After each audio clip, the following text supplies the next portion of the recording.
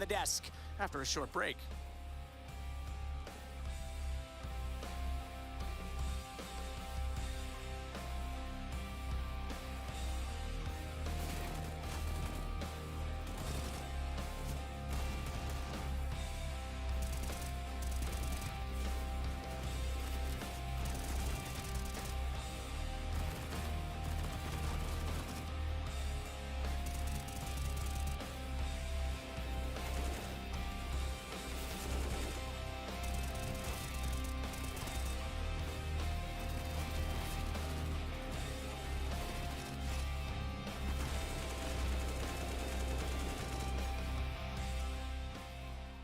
I mean, listen, you already know what happens at DreamHack and IEM Dallas, right? Okay, first, you have to snipe tickets for all your friends, getting you access to the DreamHack Gaming Festival and IEM, the way to the stadium, the other fans, enjoying the music acts, the festival party, crushing opponents in the LAN area, meeting the stars, entering the arena, the nerve-wracking 1v1s. Oh, you like overtimes? Those insane clutch rounds. Watching with your friends. And when the whole crowd goes silent. The champions. The defeated. Lifting that trophy. Writing esports history.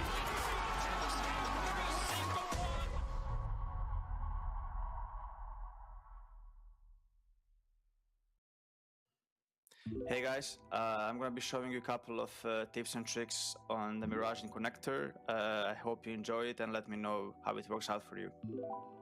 So I have two ways to open the round. One is starting from CT towards A, then connector, and then starting from Inter. When I start towards A, I usually use my Molotov at the start every round for the guy on A, so we stop the rush. Like cross there, sometimes I jump, sometimes I pre-fire because the upper can be holding this line or they're boosted, so you should be careful about it when you cross. When you have the worst spawn, try to maybe sometimes flash or nade in the Molotov so they don't see you crossing.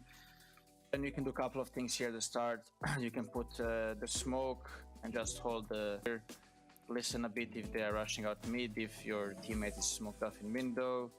The most important thing when you're coming into connector, the first thing that you can get in your face is the guy pushing a catwalk or pushing down here, but you have a smoke here. So the only thing you need to be focused on at the start is the guy who is peeking a cat. So just kill him or to be aware at least of that guy. So you don't have to smoke immediately. You can smoke on the timing when you hear the steps close, or you can do the shoulder pick from here, and once you spot someone or you see smoked up connector flying, you can just smoke down connector like this, and you can still play around it. I guess this is the most important smoke when you're in connector, and you should know how to play around it and not waste it just for nothing, because always try to have purpose of the smoke and how you play around it and how you delay the opponents, peek above it. So just learn a couple of ways how to play around it, and you're good to start the round with at least. You cannot really stay in connector the whole round, because if the opponents wants to take the connector, they will take it with their protocols, with smoke here, molly here. So there's no really space for you to stay around connector except of this box, but it's not really great angles to fight when you're here. So it's the best, after your smoke disappears, it's best that you leave this area and you try to play from around the jungle or window. Couple of angles that you can hold is this one. It's kind of an off angle that you can kill people if they're coming up. The second one is that I'm using sometimes is this one. There's not many people are really clearing that angle, so I think you get an advantage here as well. It's the way I'm killing people. And the third angle is I'm sometimes holding window like this and checking palace, and if they split like this. So this is the three positions that I'm using around this area if I'm alone. Sometimes I'm here, but this position is not great because they see you first if they clear you from this side. So if you're here, you need to play smart and make sure to always check this position so you don't die for free basically.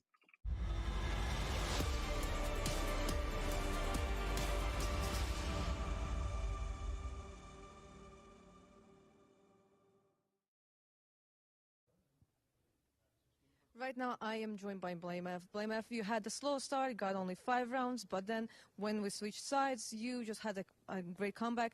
When you were kind of behind, did you just know you'll be able to close the map? I think as soon as we won the pistol on the CT side, it was kind of nice because I think Asian is a very CT side map, so we knew we could make a comeback, and I feel like we have a very strong CT side. So yeah, just as soon as we started winning the first couple of rounds on CT, we knew we just built on that momentum, and yeah, that's kind of what happened. And what should we expect from Dust 2? Hopefully another W, but of course we've been looking pretty shaky on Dust lately. I think we lost 3 in a row, so yeah, it's not as good map for us as Asian is, but we'll do our best. Okay, thank you. Thank you. Blame F feeling confident going into Dust 2. That's right, everybody. Astralis win their pick map 1, Ancient. I'm quite worried right now because we have, I think, perhaps a rather angry Serbian man at the desk. Kassad, how do you react to how that map played out? Well, I'm pretty angry, yes. The thing is, I feel like G2 played a very poor game overall. Even though they got 12 rounds, I don't think it was nearly good enough for this level of competition. On those CT rounds, they only got them based on the multi-kills from Jax, from Hunter, from all these people trying to being in a disadvantage. So coming into the T side, they only won 2 maps, and that was a chaotic 2 rounds completely. So overall, I think Config and the rest of Astralis just dominated them totally on this map. Talking about Config, let's take a look at Config and Nico side by side in our Air Force Aim High. Maui, what do you have to say about Config's electric 30 bomb performance? Config is the player you need to have a successful T side on Ancient. He was the crowbar for Astralis on so many different rounds, whether he was entering out at bomb site's main entrance, but it's really the lurking that he does towards middle, the kills that he's able to find towards Donut, the way he sneaks up into top mid red room. Those kind of plays are the ones that you need in order to create enough chaos to throw the CTs off enough in order to find space and to make the map state a little bit more hectic for the defenders. What pissed me off as somebody who watches G2 and enjoys their game, right, is the fact that they were so powerless on T side that they had to call that rush B at the very end of the round. What the hell is that? But it's all in the past for now. The thing is switching to Dust 2. This is obviously a punish pick from G2. Coming into, we don't know really too much how they actually play, because this is the first Dust 2 that yeah, I think we should remind everybody at home, if we're not wrong, but we definitely weren't wrong about this yesterday. This is the first Dust 2, I think, of IEM Katowice. Many Dust 2s. It's definitely there was shaky. One in the play-in, technically, one in the play-in? but at the main event, yeah, I think this is the first. Well, I don't know. In a group stage. We're gonna say the group stage. Yes. So the thing is, overall, I believe it's a punish pick for G2, and then we don't know how much they are prepared. It's an open kind of map. Absolutely. So especially on that CT side, Astralis is gonna probably start on that CT side. So we want to see Monacy exploding a little bit more. Right. We know how Nico is very good on that map as well. So I'm not too worried. I was getting a little bit angry towards that end of that map, and being powerless in the T side. So all in all, I feel like Astralis have played a better game, Yeah, there's no question that G2 should win this in terms of the op head-to-head. Monacy is flat out better than Lucky at this event. Yeah, and pound for pound, in his definitely, ceiling. the G2 is a better team, but right now they didn't show it. It looked pretty flat. Yeah. I mean, the thing is that they have so much more to give in terms of firepower. I mean, we saw the individual flashes of brilliance from a few of their players, but the thing is that they had no T-side to speak of. Dust 2 is a lot easier for Alexi B to call on. This is going to be a much better game. It's going to be more competitive. I think that G2 are still actually going to win the series, but I think that Ancient was, for me, it was a foregone conclusion. Astralis' T-side was very good because they've shown consistently great tactics on it. I don't think they have that for Dust 2. We have to point out that so far, Mirage has been the pick for G2 throughout the whole event, and I think the Blast as well. So they didn't have to resort to these kind of measures. They lost to Fnatic, they lost to Furia, and all of a sudden they're not playing Mirage anymore. That shows a little bit of fear of them. I don't think they respect too much Astralis on that map so they could ban it. So I think that was just a classic punish pick because Astralis, like Blame said in the interview, they look a little bit shaky. I don't think he even believes himself they can do it. Kassad, Maui, who's taking Dust 2? Is it going to be G2? Can they keep themselves in this best of 3? Yes, yeah, they're going to extend this. Well, I believe they need an early good start from Nico, Monesi, Hunter. You know, they need a pistol. They need to get things rolling so they can just feel a little bit more relaxed because right now the pressure is on. You know, one map away from being eliminated, not being in the spot deck. They need to put, you know, their A game right now to qualify. Kassad is absolutely right. The pressure is on, and can G2 handle it? We'll find out very, very soon.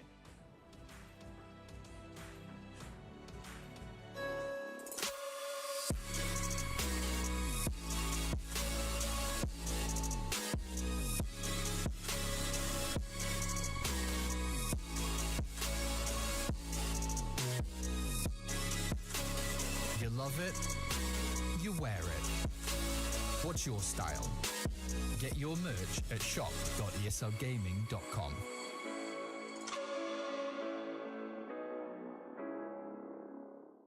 Choose nades, choose a smoke, choose a flashbang. Choose team badges to support your favourite CSGO team. Choose an ESEA Premium membership. Choose routes you know bring in wins. Choose pro video tips. Choose the fan club wars. Choose behind the scenes content. Choose good grades. Choose guns you know you can shoot right. Choose bingo. Choose the equipment you know is going to get your team the win thanks to heat maps. Choose the CSGO Hub Premium, the complete package to help you and your squad achieve all your CSGO goals. Ready to flash? Yeah. Flash. Wait. Flashing now. I'm playing AT lobby, guys, okay? Two CT. One more CT. One A lobby. One more inside CT, Nema. Donut.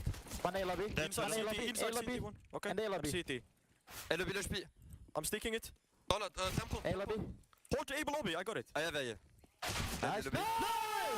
One more. I have Xbox. Two more, I'm stupid. Two more. They don't commit. Are you holding? Where were they, Russia? A lobby? They lobby out, yeah. Like, under platform. Alexi, Monesi, he has only Xbox, okay? He can go on you. Hunter is coming behind. They cannot fall back to me, the guys, again anymore, okay? Close to side, close to donut. We're strafing donut one. Yep. Nice. No Alexi. more. One. Close to me. Minus 50 watching you, Ilya. Only you. Nice! Sick, Jackie. Nice, Jackie, bro. I'm gonna molly cave, okay? Jackie can molly cave. Banana? Jackie will still do molly. Banana and cave, I think. I flash cave and I flash Jackie, banana Jackie and I do molly the bounce cave. molly. Yeah. Molly in blue. Now? Hold it for a second, maybe he burns. Let's swing banana together. 3, 2, 1. He's deep. Run. I'll clear deep. Defuse. Cave. I have him, Racha. Defuse. He needs to spam.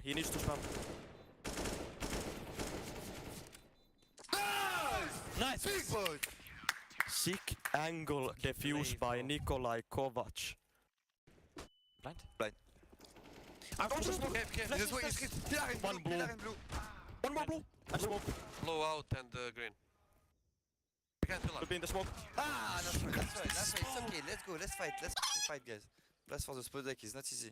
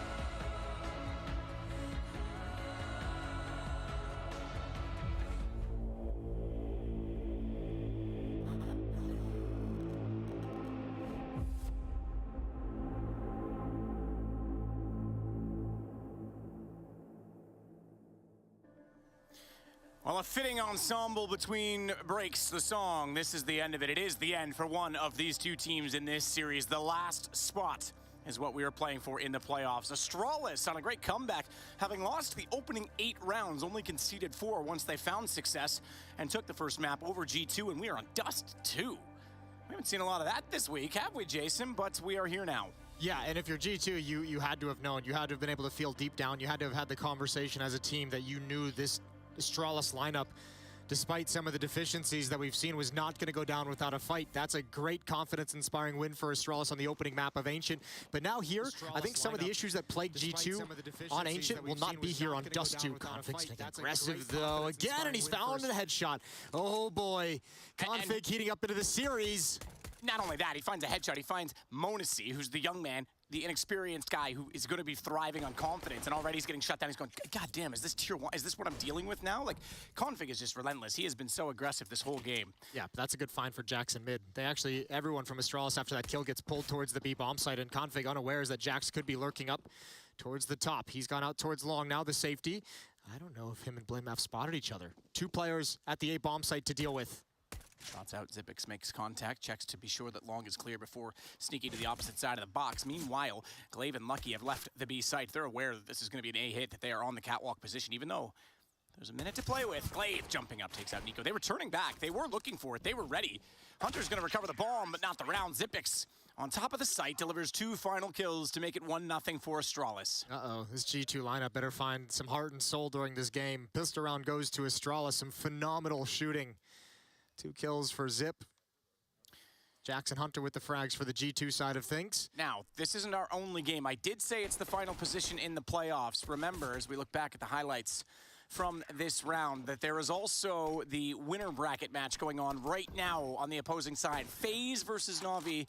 Winner gets a bye directly through to the semifinals, and Faze are winning that right now at 14-11. Obviously, Navi the favorites. Yeah, Rob's coming into the hot moments, start looking good. Over here, though, a battle for the last playoff spot. G2 and Astralis. One of the biggest teams, one of the best players. One of them is going to be missing from the event. Nico, bit of a fight. They're going to jump around the corner. That's Config again. Just mindless aggression. He's been shut down here, 5-on-4. Kamikaze. Config. Nico just raining off a few shots through the door to see if anyone else is toward middle as Monesi stares down. If he had shuffled someone out, perhaps he could have found the kill. Zipix, they are going to go. They are going to actually put aggression on this. With a nade, we'll get Nico. Not bad. Config called. He did some damage in that exchange, and they'll finish him off. It's like a bowling with a grenade. Picks off Nico. Evened up situation. The Big Lebowski. Here we go. Up catwalk. There's 4 smokes, a flashbang, and a Molotov. But you just know Glaive, sitting at the double doors, is going to have a very fast flank. Glaive going to chuck out the Molotov. I think it's going to be a little bit late. Flashbang as well goes out. They turn from it. Jax, he was great with the deagle on Ancient. He delivers again here on Dust 2. Beautiful headshot through the edge of the smoke. Bomb site access is opened. 1 at long to deal with. 1 flanking catwalk oh so quickly. Glaive's locked out by smoke, though he's made his presence known, firing in with that UMP. Lucky's the closest. Barrels position, sees the shoulder, dancing, baiting, being shot, not even sure where from. That buys space, but it's all on to Jax. He started this off with the deagle, 1 HP. He manages to find Lucky, and he nails Glaive. Oh, baby, Jax is the dude, 1-1. That's unbelievable. He again delivers for G2 to start a game. Absolutely magnificent with 1 HP. And the brilliance, the aggression towards ramp to clear one side of the attack so he could focus towards catwalk. Oh, just sit and watch. It's beautiful. That's what they need to get back into it. How jacked does he feel right now? Config, right back to his old game. He's going to go up middle with Glaive, but it's them on the losing side, and therefore the weaker buy. 2 scouts to play with, Lucky and Zipix. They'll already find Config down low in the tunnels, but Glaive does get 1. That means they know he's there, and Hunter turns, even though it's at range with a MAC-10. He manages to win the exchange, down to 26 HP as a result, though. Nico doing his little lurking of his own. B-bomb site. Access is open.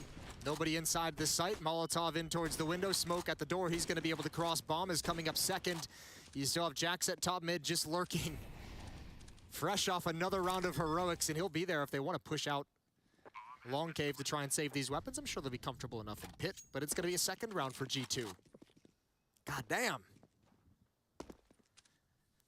That's so sick. Jax, the player on the roster that you don't give enough credit to, it seems. Holy moly. I mean, you got Nico on there. Hunters come in. There's the storyline between those two being cousins, let alone Nico's incredible form. Alexi B gets the spotlight as the in-game leader. m0NESY, obvious reasons he's talked about. Jax is just quietly like, yeah, hey, guys, what about me? Huh? He gets a lot of credit, I think, from his teammates, but yeah, he's certainly not the high. It's kind of like Rain on Faze. Yeah, he's certainly not any of the. It's hard when you have this many high-profile names. The story around m0NESY building, obviously, Nico and Hunter are going to take correctly a lot of attention, and Alexi as a pretty well-liked in-game leader is also throughout the scene. He is kind of the footnote, but not in this series so far. Delivered huge moments. And with backs against the wall, remember, G2 is staring down elimination in this map. They must win it to move on to the third and final if they want to play in the Spodek. Shots toward middle. Not quite enough accuracy on either side to do any damage, so we'll wait and see where the next exchange will occur. There's 3 players from Astralis over toward the B side of the map. They're all inside of the site, with one holding off in middle. As we see it, it's Lucky.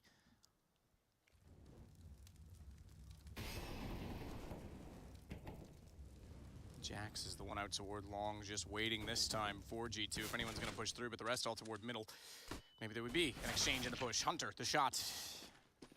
Mid to B is an option. You get this position, smoking off CT. It's looking likely, and that's where the stack is. So this is about as good as it gets for Astralis, but we'll see if they commit to it or not. Yeah, it's still a matter of can those weapons actually hold off the attack.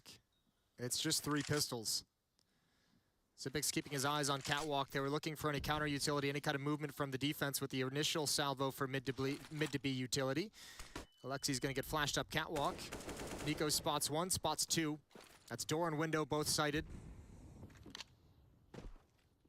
Alexi scouting over the smoke, spots Zip inside of the site. Flash comes out, Nico's holding mid, wild spray. Does control it and land it. Might want to try and start getting into safety, jumping to try and open up the frag for blameF, and it doesn't work. Nico's gonna pick up a deagle as a sidearm, and it's 3-1. 3-1. On the back of Jax again. Nico pretty solid. And yeah, you're right. I mean, they still have to get the kills, but there's a chance if they overcommitted that Astralis might have overwhelmed them with the presence of a third inside of that site. Nonetheless, now they'll be back to weapons. No AWP for Lucky. Talk about taking the wind out of the sails and turning the series a bit. We were just saying G2 is going to have to dig deep after that loss and respond to what Astralis presented on Ancient, and one way to do it. Through mid again, no challenge for the second round on this position. No smoke down yet towards CT. They're gonna try and find the picks toward B with Jax leading the way in the AK. Smoke goes out late, they'll cross over, doors smoked off as well.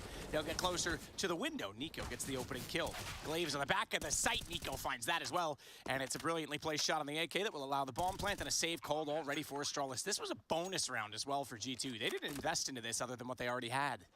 Did Config just try and come through that smoke at double doors to try and make a play through it outside of mid? That's very ambitious. It's shut down and completely. It's gonna be 4-1. Yeah, that's great from G2. Just march in and take mid and just execute off that B split. A nice explosion as soon as the utility goes down. They're hunting as well.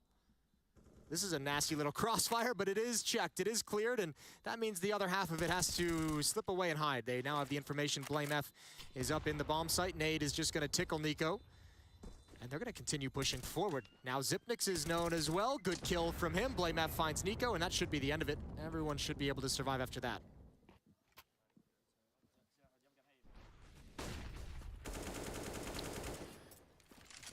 He did catch Config trying to come through on that. Unlikely. Lucky found by m0NESY, and we have 4-1 as you mentioned. Guns again for the Astralis side as the loss round bonus has accumulated and built itself up. G2, they're gonna keep going with this. They've got 2 AKs to go along with a MAC-10 that's still being held on to by Alexi B, and m0NESY obviously on the AWP now trying to find the aggression as he sits back at top middle. Remember that pistol round, Config? Yeah, try me now. I have upgraded.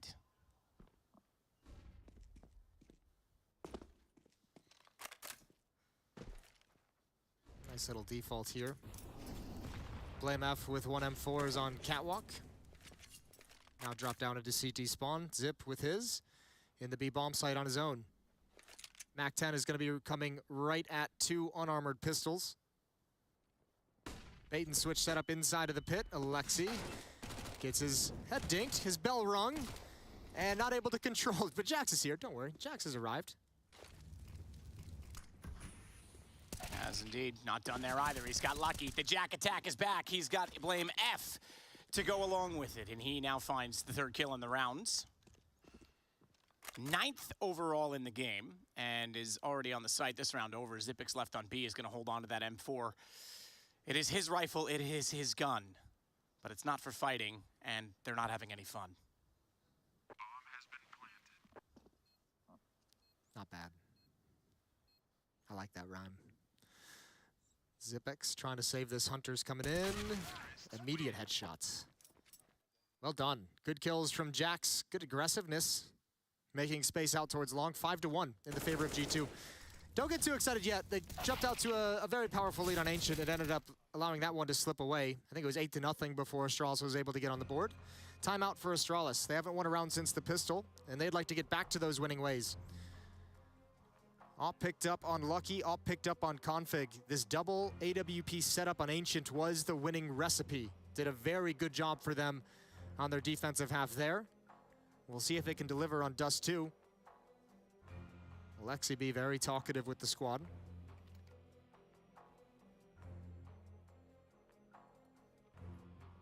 Both maps, Jax has been the standout player for G2 to start things out.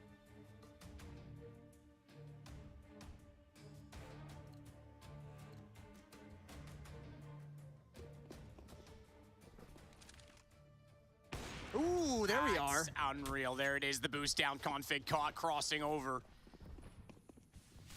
They'll take that. Yeah, they're going to go for payback for Config. Oh, no, I think Glaive did just enough to stop it. I think he did just enough. You could see they wanted to press the issue. Alexi, Nico, and Hunter were ready to push in. Glaive does just enough with utility. However, they still know with that angle down mid from Odyssey, they still know nobody has crossed over to the B bomb site. Finally, the smoke obscures their vision, so they're just going to have to play it standard from here, but with the man advantage. Shots still raining through the doors. Lucky tagged onto 28. Astralis just cannot get a footing in this game so far. Winning the pistol. Sure, great, awesome. Nothing since then. Zipix will at least get Alexi B. By the way, Alexi B yet to get a kill in this game. That's only his 3rd death. It's not like he's been involved too much in the equation. That one's weird though. Like, did he not realize that Zip had jumped across? That Zip might have seen him. I'm so confused why Alexi was pulling nades out. That it would have not have realized that Zip was going to make a play. This is huge. This is what we saw in Ancient as well. An aggressive defense from Astralis across the map, away from the action, to shrink things down to have fast flanks. It was brutal. G2 had no answer for it. We'll see if Glaive has an impact here. Nico crouching underneath the smoke. He was spotted, but the shot didn't land. Good headshot. The op, though, holding the angle. There's the flashbang. One at railing with an M4, and Nico's got another. I don't know if he realized Zipnix was here. He's looking for one more. Zip, waiting for it, and he's got the headshot on Nico. Monacy now. Bomb goes down, so does he. It's all on Jax. Does he have another clutch in him? He's got the timing. He's going to get checked. Zipix is aware of it. He's going to shut him down this time, and Zipix on Dust 2 has always been pretty damn good, but right now he is carrying the load. 10 kills for him. The rest of his team combined are on 7. Quad kill in this round as well. I mean, stellar work out towards long A. He single-handedly eliminates half the attack, and then he comes back to address the attack at the A bomb site. He wasn't even touched this whole round. Nobody fired back at him. He gets away with everything. 5-2.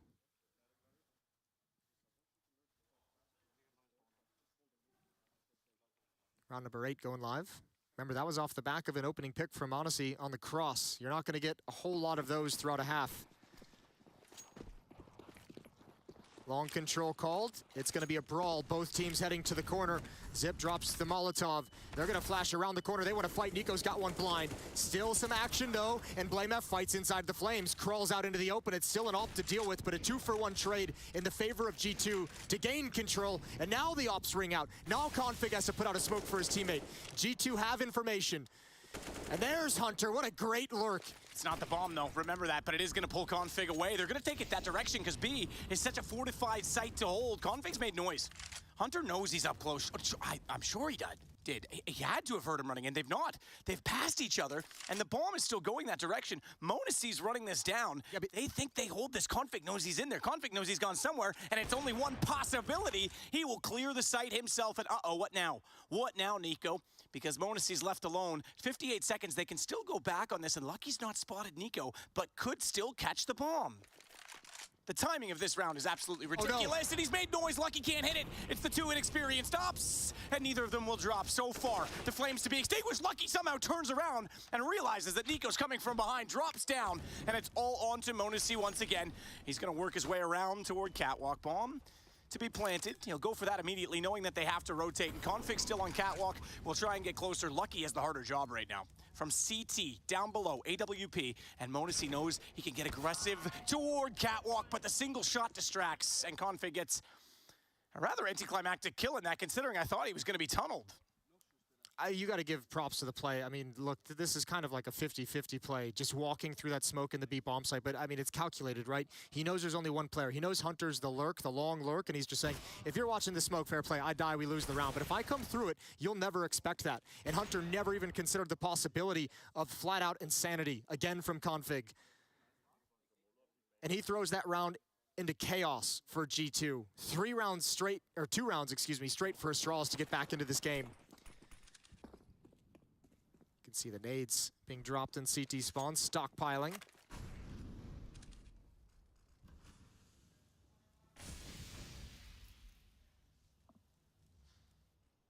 So it's B for Glaive and Lucky with Hunter inside tunnels. Double.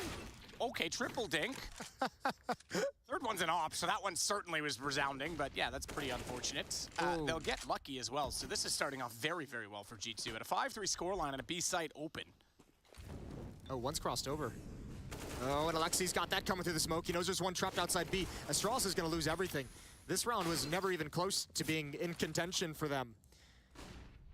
A little sloppy, and G2 capitalizes across the map. Monacy still sees one more on Catwalk. Zipix. Zipix trying desperately as he gets toward the wall, but has to back off. I don't think he's aware. Oh, Hunter has to look away from the flash and did... Okay, Zipix didn't see his head, was aware, pops back out, takes a bit of damage, puts Hunter down to 27, but he's surrounded. This is just a matter of time. Molotov will box him in, and guess who's on the back side of him? Can't go anywhere. That Molotov spreads, they swing around. Jax fittingly with the kill. Those two seemingly doing all the, doing all the work. Jax on 10, Nico's caught up to him. Just hasn't had quite the same moments, you could say. Yeah, it's been a quiet 10 for Nico, which is fine. Good round from G2. Couple early kills, throw the defense into disarray as they try and rotate to address the situations across the map, and too much pressure for them to handle. 3-round lead now for G2, and back to pistols for Astralis. Remember, they wanted that double op setup, an expensive one.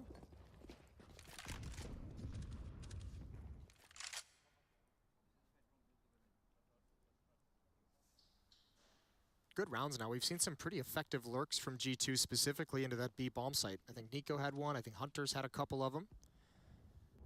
Finding timings when kills come out elsewhere on the map to sneak into an empty bomb site or find a one-on-one isolated fight.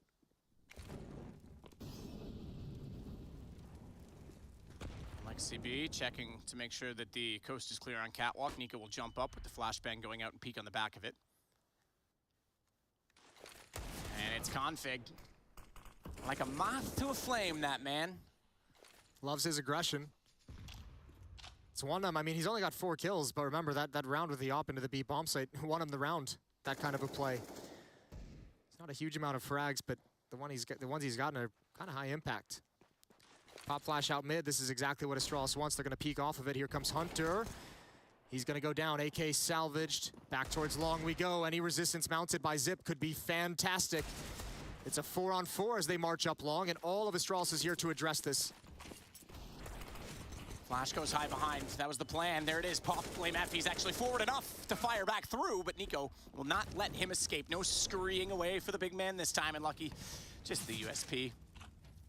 And I don't think he'll be Daft Punk in this one because he's not going to be up all night. He's dead soon. Surely, Jason, dead. Oh, okay. All right, fine. Yep. That's why I'm here. Don't invoke the name of Daft Punk for that. For just a USP round? Uh-oh. All right, I'll save it for the desk. Yeah, exactly. 7-3. Op in the hands of Monacy. Op going back in Lucky. Config will be back on the M4. Not bad from Astralis. Close affair. Jax is able to find it at the end. 8 seconds on the clock. That got probably a little bit too close for comfort for G2.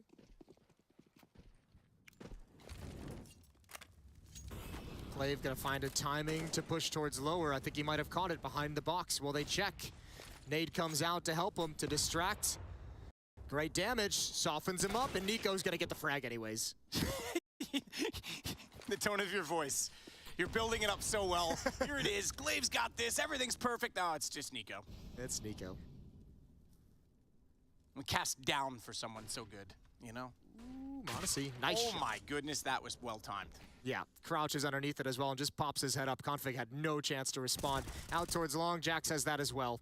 Maybe he's got such good aim because he DMs on this map like everyone else in the world, and that spot is pretty powerful in DM Jason on those stairs. Yeah, put him in a puggy situation and watch the young man shine. Yeah, Monacy just wrecks him.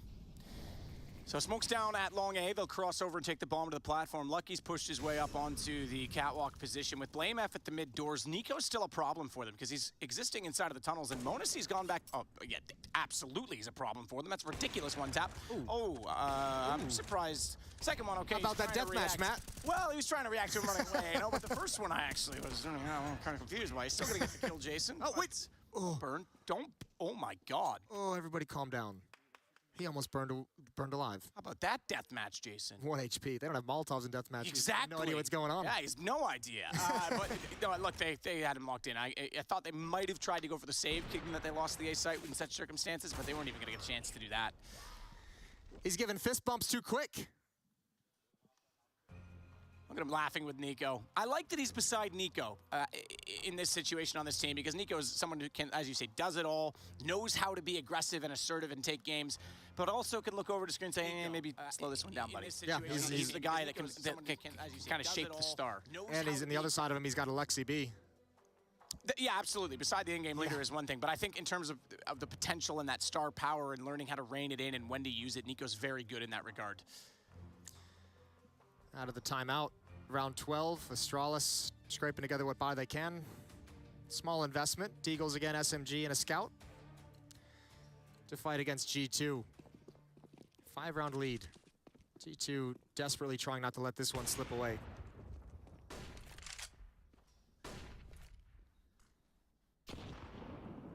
Nico just waiting it out in tunnels this time. Config a little bit closer with the MP9.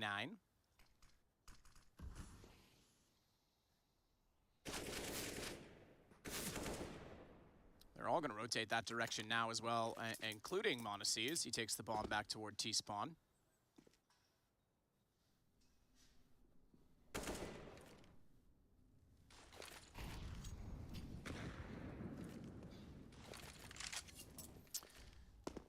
Nico is the one underneath again with an AK that we saw was incredible. Oh, look, same situation.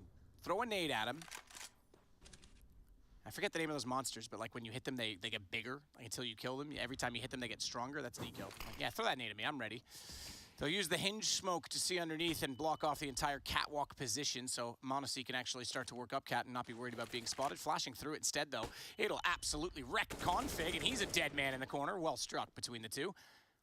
Maybe that's part of the screen watching thing. Hey, let's see where I am. I got this one. You do this. I kill. Able to look over and just give him a nudge. Yeah, now's the time, my friend. Alexi peeking into the upper B. Still trying to figure out what's going on here. Glaive's gonna push. Uh-oh. Oh, dear. A little bit lucky. Glaive went back. They've been lured into the Scout Deagle combo.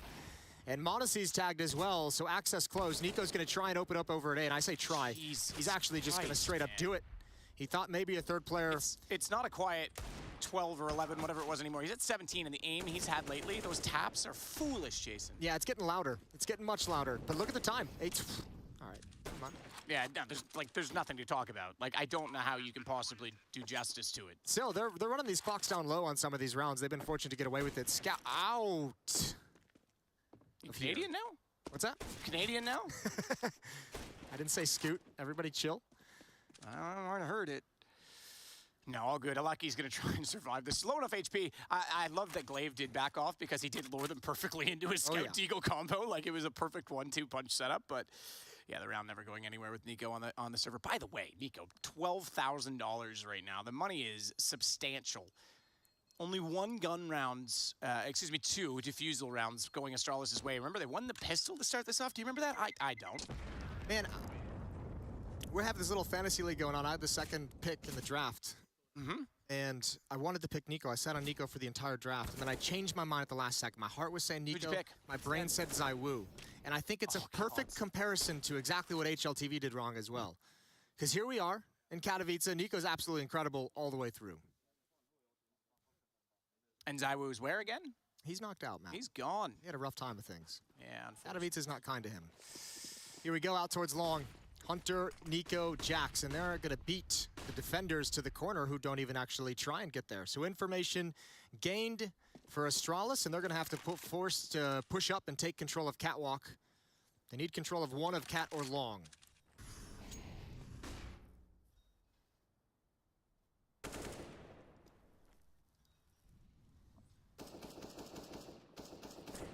Couple taps from Hunter toward the car. Like an angry ex doing damage to his boyfriend's ride. I think Astralis is going to have a lot of information of what's happening on this map right now, because there's been a lot of presence for G2 in lower dark, in middle, smoking and flashing through double doors. They're not seeing any of that, and obviously now they're getting a bit frisky. And they're going to start definitely knowing that it's clear. Yeah, up this far, no question. Lucky and Zipix are going to come back. Blamef will join. They've got plenty of Molotovs and nades as well to stop any kind of a plant or slow it down or to harass these players at the railing. This could actually be a really difficult take for G2. Blamef wasting no time to try and get back on the site. Bomb will be passed back down the line, so Hunter and Nico, the Kovac cousins, can open up the site. Monesi sniping from far away, watching the backside of that smoke. Blamef is a dead man, dare he walk that far. Instead, though, they jump up into it. Nico takes him down directly, and look at all the kills coming in. That was so calculated, so fast. I thought there was gonna be way more resistance, but obviously, I mean, Nico, I don't know what more you want this man to do. 20 and 6. He's single-handedly just taking this game by control. I feel like he was like third in line. He crosses over, jumps in the box, gets a kill towards Catwalk. I think he spotted Blamef, or obviously knows the tendency of that kind of a play from the Soul Site defender. Spams into the smoke, finds him as well. Even Config just essentially has to jump and sacrifice himself just to kill Nico. Pulls him out into the open. Astralis, like, the Ancient was great. I don't think the lineup has gotten very comfortable on Dust 2. This looks a little bit shaky, actually, a lot shaky. A lot. I was trying to be nice for a second. No, I was like, why am I doing that? It doesn't look nearly like they're comfortable on this map the way they were on Ancient. So any faith or confidence in a comeback based off that first map, I think is going to be a bit misguided. We'll see though. Remember on Ancient, they were sitting at this similar scoreline, 10-3 in the favor of G2 towards the end of the first half. They got the final 2 rounds of the half to give themselves a chance to get them up to 5.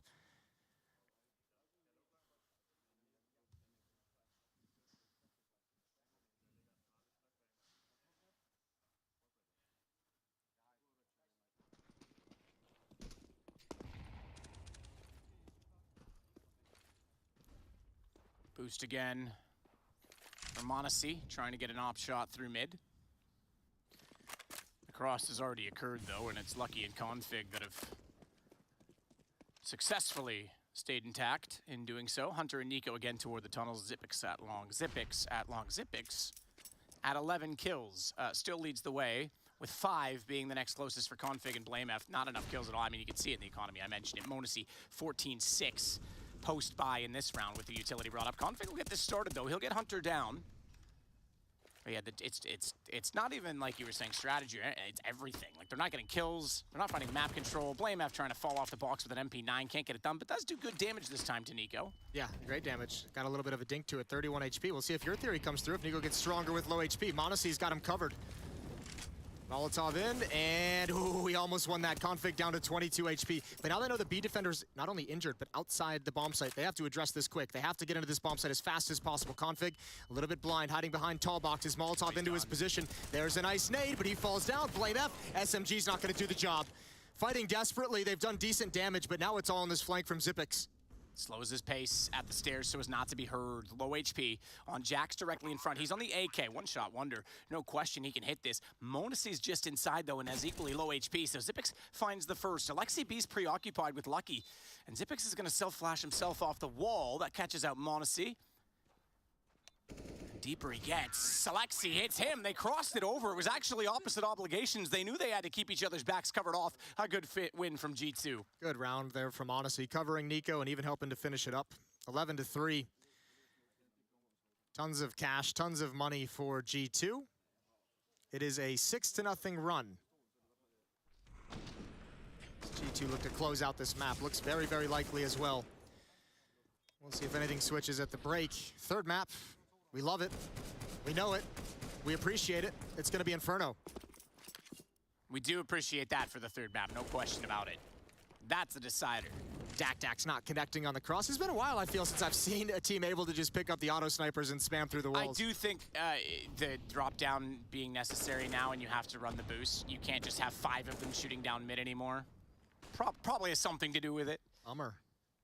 Not really. Look, if a team has that much money, fair play, they deserve it. Odyssey. Config being aggressive, looking for a fourth. They found Nico. That's a good start. Jax at 14 is the next best fragger for the G2 attack.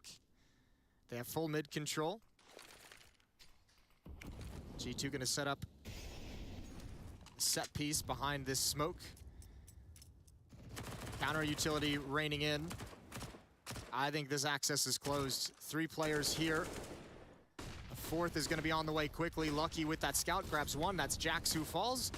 He grabs another with the scout, and now the SMG is put into play, and that's going to be everything. Monacy can only get the one. 11-4 is the score at the end of the first half, powered by Nico, 20-8. Let's see what Astralis has when we return from the break. They're going to be on the offensive side.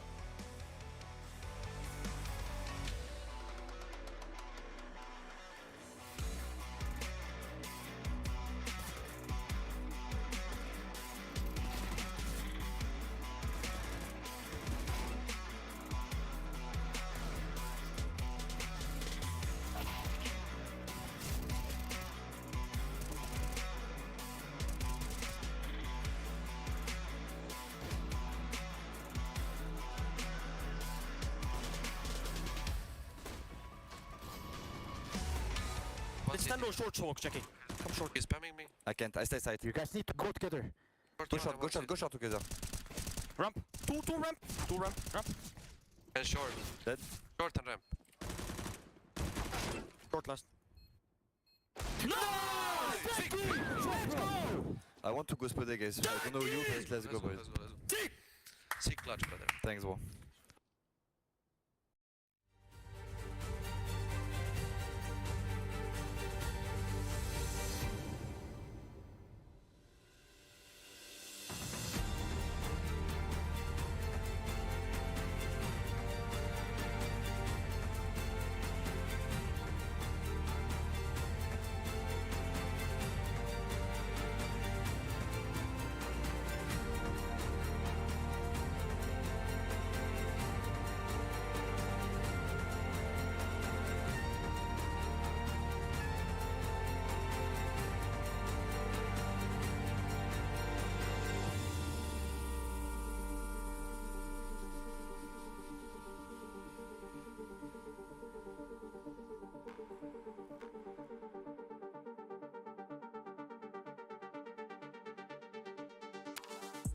They're looking at us in audience, keep telling us what we can do, but here we are, showing them, making them wish they were you.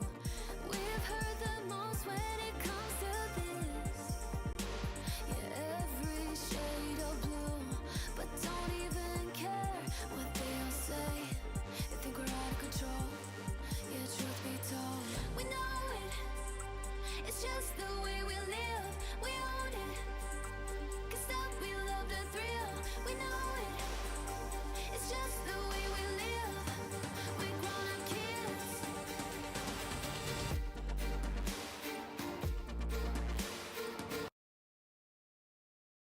Newport sweatsuit with waves.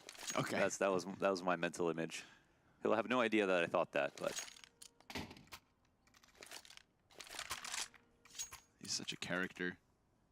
He kind of he gives me a little bit of like Zywoo vibes in the sense that I feel like sometimes he's really just not phased by anything. Can I actually request a Photoshop to I think you can get him AirPods in with waves, please?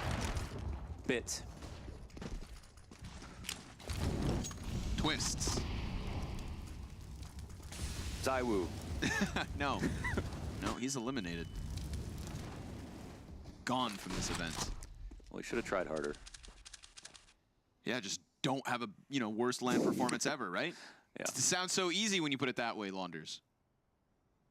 Have you no heart? Oh, Bit has no head. Broky's very fast with the op. And we even got a little rifle play here and there on overpass as well, so. The duality of Brokey. Yeah, he is one of those people who, just started picking up the op and going crazy with it. Hey, this thing's so easy. But yeah, equivalently good on a rifle, no question about it. Utility near non-existent now for Faze, 50 seconds. And no clear road forward for Navi just yet. If the bomb was in middle, I'd leave mid B as an open option. 40 seconds. This is actually a little ambitious. They're going to have to scale pretty quickly. So Kerrigan, what's he going to do? Is he going to fall back to car, wait for a flash here? They've got 3 on long, so it looks like he's intent on fighting. And he can actually catch them lining up their cross smokes. They just showed up in terms of support as well. Brokey almost gets that one. Good flashbangs. Oh. Ooh, Kerrigan almost killed by it. They've got 3 players kind of standing here in the open. The repeat from Brokey's going to cost him. Kerrigan tries to tuck alongside the wall, and Simple, again, just trying to do everything he has to. Rain postured within this bomb site. Electronic gives the cover, and if it's not Simple's sniper, then it's Electronic's AK-47. The 3 frags between the 2 of them just shows the power of those 2 stars. It's a tough life living in the shadow of Simple. But if you're winning off the back of it, then so be it. That right there, folks, the full house, the 2 heaviest hitters of Navi at the top of the scoreboard. They'll climb. It's like one of those rounds you lose, you rub your eyebrows. Like, what is that? They had 3 on long. Navi were a little too slow, and they still picked up all those kills. That weird flash on long. I don't even know whose it was. One of these and even with that kill, somehow Simple finds these trades. He played amazing right here to both get Brokey off that car without getting killed, and then trade Kerrigan and Brokey by himself. Simple doesn't like to lose. Yeah. FaZe only have an up, but they've also won with less. Oh my god.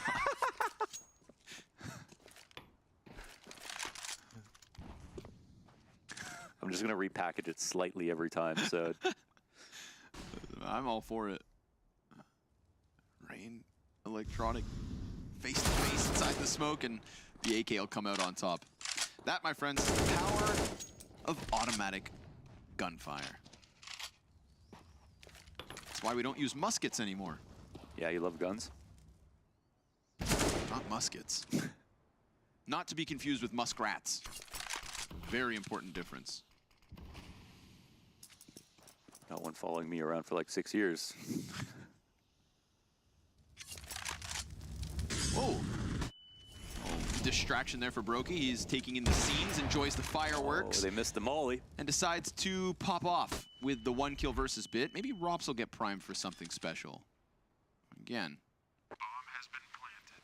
Armored Deagle, but nah, not with the bomb plant. Retake so unlikely, so Rops maybe gonna dish out some damage. He will shoot into the feet of Electronic, grabs the AK-47. Listen, he's got armor as well, which puts him in a decent enough spot. Listen, he can't leave, so he might as well fight.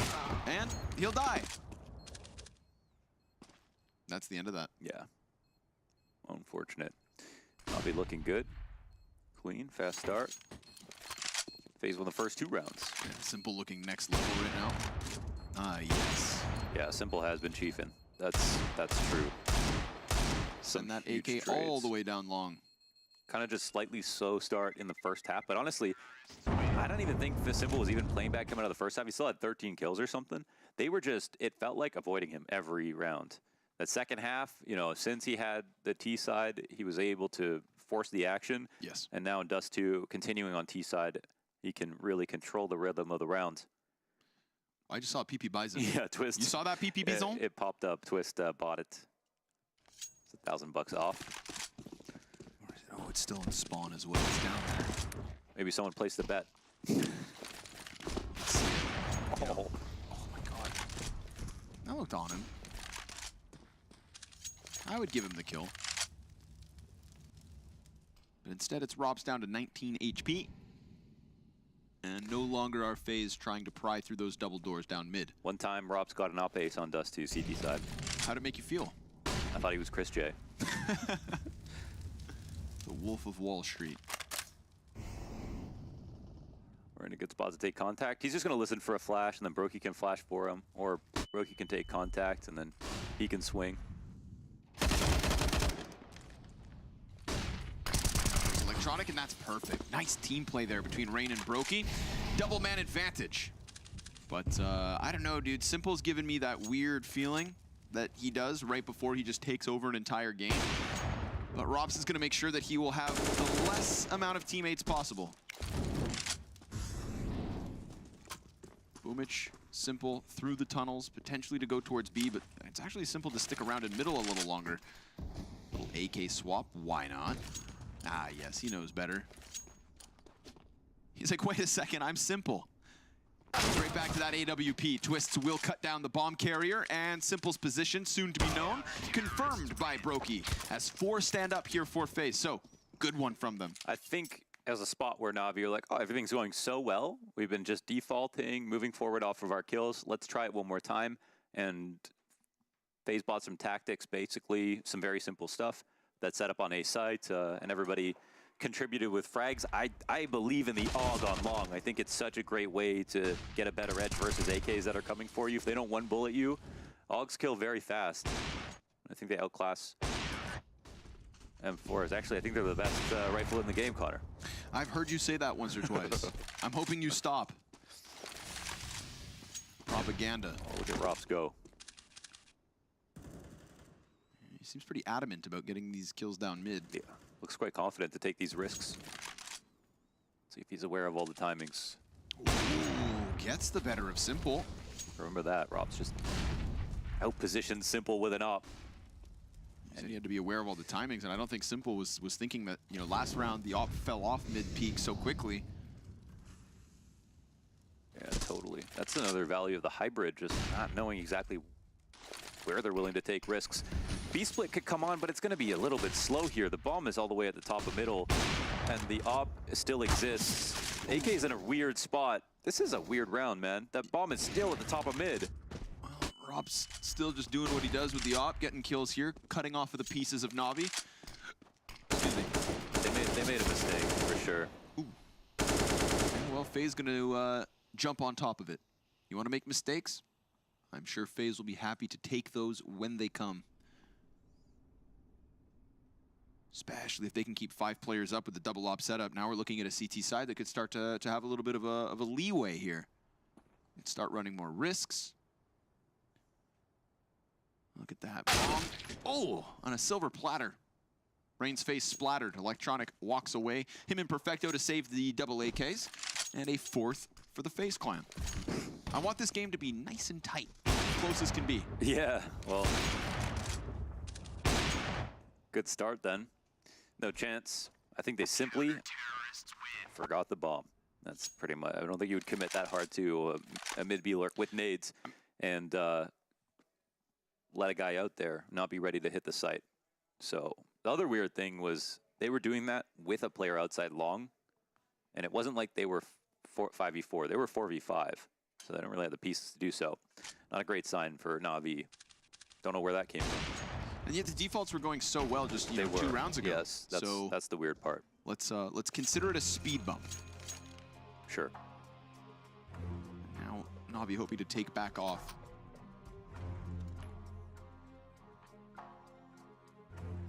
They're kind of broke though. Mm-hmm. Guns aren't great. Don't think, unless Simple got that up earlier. Yeah, okay, there is one for him. Still 2 Galils. My eyes are so bad. Is that an op? It is an op, yes. Okay. I have to put you in the retirement home soon. Come on, so, man. well, just can't give me glasses first? I thought we had a couple more years in this, gonna put some new tennis balls in my walker all of a sudden? I'm taking applications. Whatever, man. Twists, gets past that flashbang, goes back, and will kill Bit. We just wanted a little bit of room here, right? And I was just alluding to, like, you know, Faze being able to take more risks. Watch this AUG. Watch this AUG do work. All right. Gets one. Oh, you got to keep it scoped. Oh, okay. Yeah. That's still not bad, though. Twist actually took a big risk, you know, walking outside into mid. For sure. And getting to the other side of the tunnels as well, just to then double back into it. A blinded Brokey fires a warning round, and Simple decides to double this one backwards. You see, the problem with the AUG is that Counter-Strike players are really good at clicking one button, but with the AUG you have to click 2. And Simple clicks through Brokey, attempting to get the next one onto the bomb site, but we'll take a 3v3 if we're Navi. We'll fall away from this. We see that tiny little mistake from Brokey where he shoots, and then Simple peels back, they molly him, and then Simple posts on that position so fluidly. So Brokey kind of got a little jump scared by the pressure. Yeah. Left click looking light. And Rops has been good so far. He'll smoke the tunnels. They'll have to commit through this. Sure. And they can wait until 15 seconds if they'd like to. They're probably worried about the CTs sussing information out, and Rops will be up to bat now. He'll see something. Let's see if he goes for the peek. Ooh, yes, he does, but he misses his shot. And he's smoked off by the doorway. So nice use of the little bits of utility that were still in the arsenal of Navi. These boys are a little bit low on utility. Look at that gap. Oh, please work. Simple's going to turn into the tunnels, kill Rain. And Rob's hoping that somebody just walks into the scope, but Boomich doing such a good job of just minimizing himself behind the boxes, leaving Rops and Twist in such an awkward position as Simple just continues to not only land shots, but lock in these rounds. He is 13-4. Yeah. A performance here on Dust 2 deserving of the #1 spot in this world. They got all that leverage off of one small shot, taken too early from Brokey on long. Rops was in a good position where if he just held the tunnels, of course, he could have spotted the cross. They probably wouldn't have been able to get in the site. That's something to note as well. They were not in a great spot to try a retake when they already didn't have grenades at that point in the round, so maybe a small mistake there. I like the confidence of Navi to just... I swear that boost outside the door is great, but I never see anyone get a kill from it. Yeah, sure. It's like to catch someone going to big box, but it just seems to always miss the timing window. You got any other positions like that you wanna get off your chest? Positions you see that you just don't want. We know you hate the crane on Vertigo. I hate the crane so much. Twist is back in tunnel. I mean, but by the time the replays are over, Twist is already in the tunnel again. As he should be. And instead of being on the other end of it, this time he's tucked ever closer. Will that catch Bit off guard? Seemingly so. I mean, Bit was prepared for it, but Twist shooting sharp. Perfecto, good trade frag. Rops, catches Simple on the jump. Thou shall not throw nades. Rops writes the decree. Look at this fair weather opper just showing up once in a while, reading the game so well with it. Or Simple. I feel like I know better oppers than him that can't catch Simple twice in a half on his T side. He's got him both times in suicide. Oh, he hit that butt through the doorway. Brokey survives. 2 op duels, 1. Not fairly enough. Simple wasn't in a dueling position. I feel like Simple, he's going to say, that's the last time I ever throw a nade for you. Yeah, I ain't throwing that nade anymore. Somebody else go down here. Ops, the name of the game for Faze, and why not? Double op CT side on Dust 2. A real classic. It's great. Perfecto! Talking about double ops, double popped. The headshots from Perfecto open the B site wide, but now the problem is the bomb carrier is definitely going to cut off by Rain. So it's a Rain versus Electronic fight for the marbles, and the timing on the utility swap is not ideal. He's going to double back around and try to join Kerrigan on the cusp of this B site, as Perfecto would hope that he can get another kill added to his tally. He is tucked along the wall. Electronic throwing the smoke, but it does get answered upon with utility of the CT side. Perfecto, now his hands are busy. Rain finds timing, drops bomb, and there's no time. Rain just needs to survive this moment, and Faze will find a 5th, the headshot at the final moment. And sure enough, they hang on. And that one's by elimination, or was it after time? That, my friend, right on the dot. Was elimination. Elimination, okay. Lucky for him. it was going to end no matter what. Kind of just pick your poison at that point. Faze get out of that spot. I thought Kerrigan was going to toss the position back because Perfecto caught him off guard. Insane shots from Perfecto, though, huh? Ooh. And we can just see that it wasn't because they picked up a second off. They really are using this as part of their game plan. They go right back into it. Heavy investment. Simple looking for targets. Ooh, gonna be made awkward here, but I don't know, dude. Those Tech 9s are at least now pressed up close. Brokey on par as he has been. Kerrigan peeks into 3 Ts, takes down 1 and does damage on the others. Brokey is always anchoring on Carr. He still has range to work with. Flash to the left side. I hate how much they float inside of long. It looks so awkward, but Brokey's good. Nice trade. You know, Perfecto will sacrifice a bit to the Sun Gods. And now they're going to just try to silently press up alongside the long wall. Rain just keeping himself tiny. Confirms their presence. Little gap here for Twist. You'd think that could be the end of them. They're going to try and post Boomich over top. Nice wall bang. If you were to shoot that exact same spot again, it's a man dead. But Boomich manages to cross.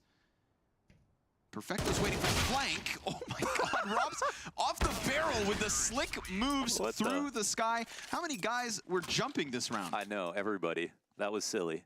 We got Counter-Strike on pogo sticks. I didn't know Rops ever did things like that. It's been interesting and fun and hilarious to watch Rops play on Faze. I feel like Robs had more air off of his own barrel jump than what Perfecto gave Bitrate here. Yeah, the run boost. The run boost, man. I don't know about that one. Look at this. Headshot. No problem. Well, it's a weird one, but it's also around Navi. They had the 1 op, they had 1 rifle, and then 3 Tech 9s. Well, they've got even less.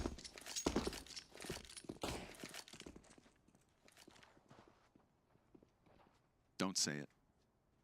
I mean, they weren't the ones that won. I know, but you were thinking. You're like, I'm going to say it different every time. I know teams with that these, can win with less. With these Deagles. Down goes Bit. Oh, dude, Rops. Nice. USP's out, and he's just gonna shoot at whatever comes his way. Simple. He's got the Deagle answer, but that's still 3 kills for Rops. Made very easy. These Deagles falling to the wayside. Rain gives good cover, makes sure that not a second CT falls, which means the double op save, the double M4 save, the 7th round win, the 1 round lead, and only a couple more to go here on Faze's CT side. Do you think we've seen enough from Navi to win this map? I do, yeah, for sure. Seen some good rounds from them. It's Dust 2. I think this first half they've already got a good amount of rounds. I mean, definitely. I think Faze are playing slightly better, but they don't look perfect either, so. Overpass, as far as I'm concerned, was more high level. The Twist mid pushes were very good. Oh, Rops with another, so much lower pressure. They're finding these timings. And listen, man, the Rops aggressive fights that he's taking, I mean, you don't even see Brokey doing this stuff. He's playing with a lot of confidence. And again, because they keep going into the double ops, I feel like this is something where Rops has put in specific preparation with his opening duels. I actually can't believe how many timings he's able to find. I mean, this is versus Simple twice. Yeah. Into lower. The mid pressure has been wonderful. The mid pressure, I think, has really been like a key piece for Faze. Yeah. Even Twist's rifle rounds when it's not Rops. I am so not a fan of these long setups, but they're gonna. Okay. I mean, I don't know what they float so much there, and I feel like they've also done it a lot of times. And Brokey is just opt car every single time. Simple seems to know he's back there. Fire on Brokey's feet, can't take anybody with him. Simple, good kill onto Rops. Kerrigan, let's see the lineup. Oh, that's good damage, all things considered. Twists, some controlled bursts through the smoke on the long cross, but that is Navi with a 7th. So What do we need to see change in terms of long play? Because The right long now, play- we give Faze mid All right, control. let me give you an example. Hit me. You know how much I hate the crane peak. Oh, you hate it so much. It's all I hear. And I why? wake up in the morning and it's Launders having breakfast saying, I hate crane so much. Yeah, and sorry, not the crane peak like with the op, but sitting on the crane with a rifle waiting for them to come up A-ramp. Yeah, jokes aside. There's a comparison to be drawn here between those two positions. Why? Because you can't fall back out of your spot that forward up at the corner of long. The smoke is ephemeral. You have 15 seconds, and then suddenly you have to make a play. Top of that, they had the 5v4. Nextly, they're supporting with Brokey sitting at car, who's literally just done that every single time, and he's also died to Simple eventually through the mollies and stuff. The corner smoke that they throw allows them to safely throw that Molotov.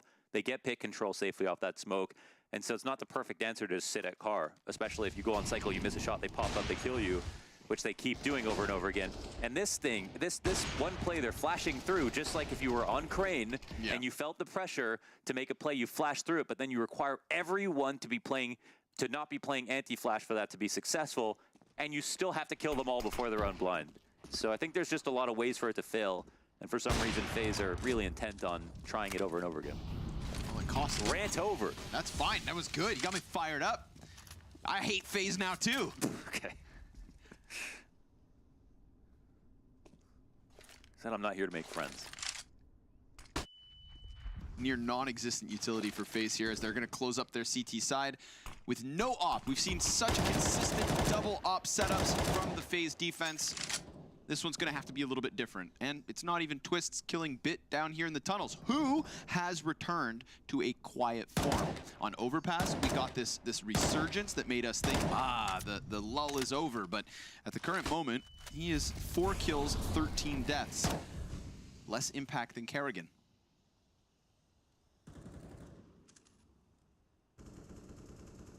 But he'll continue to try and hunt through the middle of the map, attempting to catch a guy in CT spawn. There's nobody there, but now, unfortunately for FaZe, man disadvantage, and they are very much cut down the middle, unless Twists claws back. Not 1, but 2 kills on these doors. Oh no, Bit leaves, so it is just Simple posted with the snipes. Another actually not great spot here from FaZe. They've got to try to search back some information or take a risk somewhere, because right now, each of their players are kind of left on their own. Now, Goose could be good, but a long player is coming out soon. They're going to sit on site. That could be risky. 2 Molotovs left. Yeah, no smokes either for the CT side, so they're going to have to move. And they missed their molly on Goose. That could be massive for Rain's impact. We'll see if it's all just too much to handle. Brokey with a nice double kill. Rob's also coming up from the CT spawn. And Simple now, he needs the bomb. There's 4 seconds. I mean, 4 seconds being planted. In the final moments, Navi, by the skin of their teeth, will take that little bit of a lead. An 8-7 T-side on Dust 2 map down. A semifinal in the Spodek on the line at a second half coming up soon.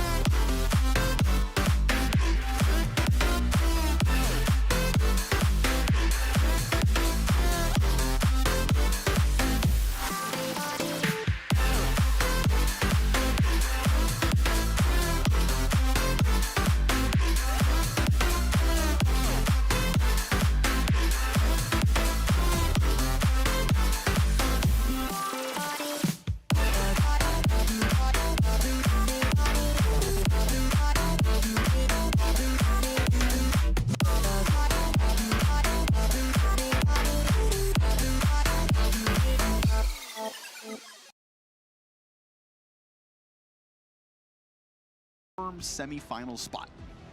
His impact was there. Every single round, Simple was doing something, whether it was dismantling the long setup. We had one cool round from Perfecto that I remember he got the 2 ops down. There were a number of crazy kills that came down overall, but yeah, Navi had a couple of weird ones as well. You know, imagine how many kills Simple would have had if Rops didn't kill him every round. Yeah, he was kind of a nuisance, right? Yeah. Opping down middle. I mean, he was basically about to get like a 20 kill half if he had a rifle in a couple of those spots. So it could have been worse. And behind that, there wasn't that much from Navi. Electronic gonna hide behind the car. For how long will he wait? Ooh, maybe too long. Brokey sticks the Glock to the side of the head. Simple. What? Dual Berettas through the box. Wasn't even looking at him. I don't know how that. I mean, you know, that's the beauty of the dual Berettas. You point one forward and the other one sideways, and you just click, click, click. All right. 2 versus 2 still in the pistol. Twists grabs the double guns. Bit has this other player in Rain locked behind the car. Not that he knows it, he just has an inkling. We've got an HP advantage here for the CT side as well, and a question mark above the head of Bit because he went -10 in the spread. Twists, looks to hit heads. He can't afford to get shot on 15 HP, but Perfecto will pop him wide open on the A site, and Navi continue their lead. Yeah, that's a clean one, and we got both pistols for them. So FaZe had to fight back in this map in the same way that Navi had to on map 1. Correct. Which means, again, it was a pretty impressive half by FaZe overall, you know, despite that. But do they have the same level of fight on T side? So a couple things to highlight before we get into it. You know, Rain and Kerrigan are going to be the entry pack for the most part, and the trades will come behind it. Rops is not going to be taking as many aggressive duels, I would assume, on this T side. Even though we saw the aggressive openings on CT, he's going to be the guy in tunnels that no one wants to push. No damage off the scout through mid. And Kerrigan's 5 and 12 right now, you know, so maybe he was waiting for this T side, but I think this is one where he'll be absolutely imperative.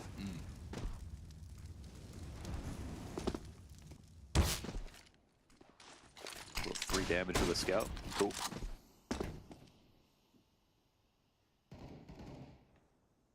Boomich thinks about backing off. 3-man CT lean from Navi onto the A site. Mid wide open. The T side, 2 smokes, dude. They can size up this B site and go for that split. I feel like that's their best chance right now, dude. You stay away from Electronic. You stay away from Simple. They're both over here towards A. But maybe Cat presence shown first. No, you're right. They definitely won with less.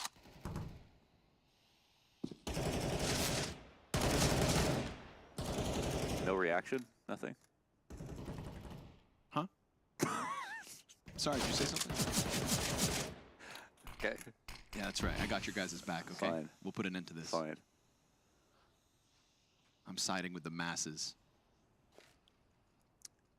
6 coming. MP7, rare sighting. How far back's he gonna go, though? Yeah, Simple likes this thing, dude. I guess Electronic's picking it up as well. It's like Bit's been infecting them with the A4, and now there's MP7s all over, but Bit, there he is. Long time no see. Goes and guns down 2 players off the backside. And Kerrigan, I mean, he could not have eaten that flashbang any more so. Wow. Brokey tries to jump to dodge. Simple 20 and 8 as he closes out this one, and it's Navi to the 10-7 lead. I have a question, buddy. I may have an answer. Why did Bit have an M4A1S? Bit had an A1S45. Why did Bit have an A1S? Is this his? Because the average range of engagement as a CT on Dust 2 is larger than on other maps. Put the math away.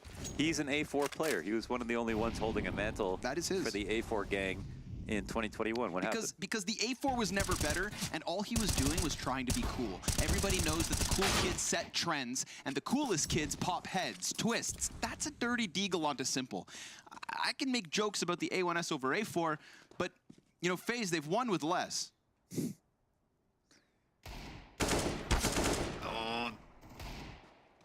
No more deagles posturing, but Kerrigan swoops down. Oh, that's perfect. More damage.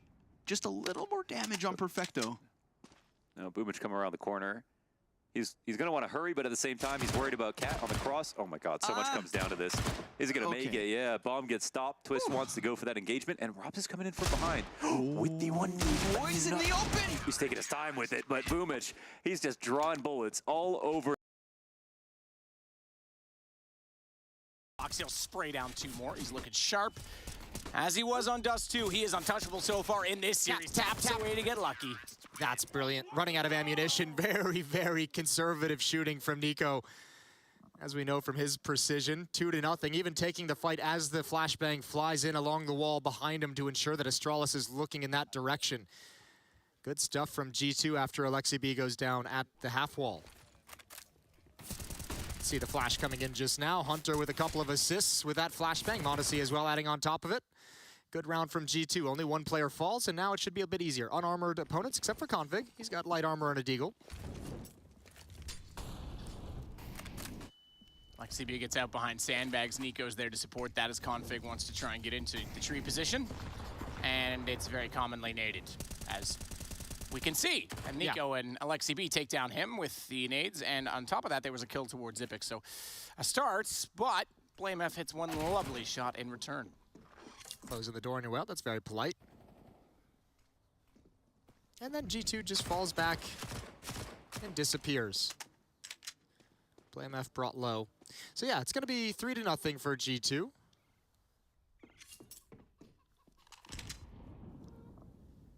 Meanwhile on the B stream, if you guys aren't keeping track of it, we do have Navi taking on Faze. That's for placement. That's for a spot in the semifinals or quarterfinals between the winner and loser. This one here is just for a quarterfinal spot or tickets home. Yeah. You can see the second map is well underway between Navi and Faze. 11-7. So Faze took the first map, apparently a full eco to win out the last round as well on Overpass. Yeah, that was wild. I got to see the clip on Reddit in between the maps. That's a rough way to lose a map. Well, it's done and dusted now, as they say. And as a result of that, the fact that Faze are behind on this one, that could also go 3 maps that series. So I want to say this is our last map of the group stage. There's no guarantee in that promise. It is our last spot available, though, determined in this series. As Astralis down early go to the AK-47s this round to try and open something up, as Nico and Alexi B have banana control early. With a deep smoke, they'll put a secondary one there now, and rotating away is Nico because he's content to let Alexi B hold that alone. They've used a lot of utility, G2, early on in this round, though. Minute and 10 seconds left on the clock. They've got 2 smokes and a Molotov to block off choke points. Good double stack. That gives them a man advantage, and he's going to bail out. AWP in the hands of Monazi. Switch positions with Hunter towards Rap side. Likely Hunter's got an SMG. You'd want him to move up into a close position inside the bomb site or towards the corner. Monacy's actually going to move all the way across the map over towards the B bomb site. Meanwhile, Astralis is going to establish brackets control. Nico nade through the smoke. That's going to land at the top side of the middle position. No damage dealt from it. They'll push up again and cover off the cross. The mid wall for Astralis. Blame F still trying to convince them somehow, the G2 players, that there's something going on Banana, but he hasn't done any of that. Not enough yet, and he has to rotate back over and join his teammates who are losing numbers. Nico finding one more. Zipix is down as well to 24 HP. He holds the bomb, and Alexi B, they felt they could go back that way. He shuts down Blame F, and he's low on HP. I don't think they even go for this. 16 seconds. Zipix going back and forth, posturing for position. I think he's just going to drop down and try and save this weapon on T-stairs. Yeah, he's got to back away. Glaive alive in CT spawn, so I mean, yeah, nothing coming from this round. They just got whittled down too much the whole way. Nico starting this map 8-1. They want nothing to do with it, trying to execute a mid to B split. Can't pull it off. 4-0. 4-0 for the Europeans watching. Yeah, the Europeans love their nil. Alexi B loves the thrill of a gunshot down an open Banana. And I say open because remember how much smokes there were there early on. You mentioned that they ran out of utility, but he still was able to win the gunfight.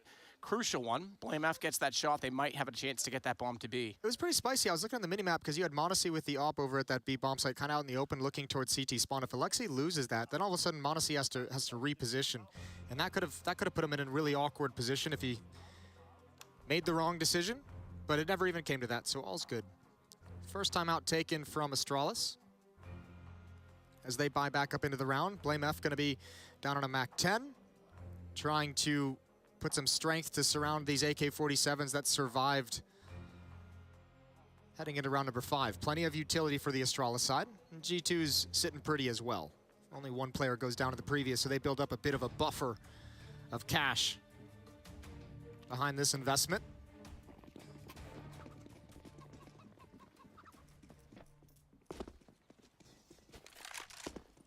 Monacy spots down middle early on, nothing to spot as of yet. Doesn't want to overcommit to that because flashes and nades go down, but Jax wins out the battle again of Banana. Up mid quick. Monacy has to give that up. He doesn't want to commit. He was flashed off the angle twice, and as a response to that kill on Banana, you're right. They're going to force the Opper well back. And rotating around, he's stuck inside of the site. I say stuck, he's got access still, but he has to go back toward the A site. It's fine. I think they actually wanted to take brackets control during that, and they kind of have gotten it, but they had to use a little bit more utility they would have liked. Look at this, 2 smokes, 1 just got put out, and 2 flashbangs. Yeah, the fact that they had that control. Alexi B is inside of the arch, so even though Jax is covered off, he'll spray through for support. And the kills still stacking up in favor of G2. Oh, no. Nade, config. Woo. Woo. Heat-seeking missile. Alexi B again changing his position.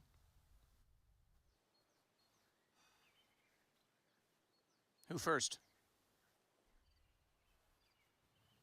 Oh, he's reading it. What a god. He sees that shadow. That's far too easy. That was well done. He's gonna have Alexi B closing out. This round's done. Lucky's not going anywhere except the grave. That's a lot of free upgrades to the AK-47s as well. 2 free AKs. 5-0. Monacy just looking for that boost as well. And you're right, the shadow gave it away. It confirmed his suspicion. 5-0. Not just that, not just the kills that came out, but I mean, everything got shut down. The banana play from the MAC-10, the play up mid as well. The nade damage that was done, I mean, everything that Astralis wanted to do got absolutely denied. Even the rap side attack is split by a Molotov and an easy frag from Jax through smoke, as I believe it was Glaive that was burning halfway down. Aggression here. Hunter wants a peek, and he's taking his time. He's got 2. Jax has 1. Excuse me, actually, Jax has 2. Just get it all wrong. It's fine. They're just changing things up on you. Either way, the push yields 3. That's the important part. It was well calculated to get there in time. And that round is more psychological warfare than everything. That is just G2 just straight disrespecting Astralis and not even letting them have a chance to use those deagles to effect. It's not wrong. You just absolutely obliterated them on Dust 2 with relentless pushes. 2 1 HP clutches from 2 different players. Nico going off. You had a good start on Ancient at 8-0. Now, Astralis did turn that around very convincingly, but why let them mentally get back into this series after the last map? Why even give them that chance? Disrespect until you can't find the openings anymore. Gonna run a fine line. I think G2 might want to be, I mean, obviously you're always gonna want to rack up as many rounds as possible, but I think it's kind of important for G2 to not go into that T side half. Letting Astralis believe that they can come back into it. We saw, you know, the narrow choke points, the odd choke points of Ancient did them a lot of trouble trying to find entries once Astralis got going on the CT side. If they switch over onto the T side and the similar thing starts happening, I think they could run into some real difficulty. Money's out of control already, though. Yeah, they've got a lot of buys. Astralis is playing this game on nightmare mode all of a sudden. That's why I think if you got the money right now, you can push, you can justify 1 or 2 more rounds like this until it doesn't work. Snowballing in this one.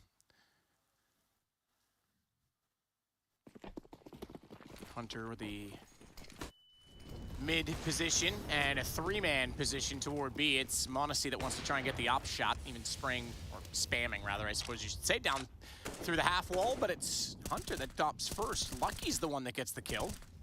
So that's the top and mid player. They don't realize yet that it's 3 over here. They're gonna actually force G2 back. They've rotated already, but good utility, early pick, and finally some banana control as well for Astralis. Nico uses smoke and picks up another one. Oh, capping that. He wants to play with it. Oh my god. BlameF almost got another kill for Astralis through the smoke. Alexi be a little bit lucky.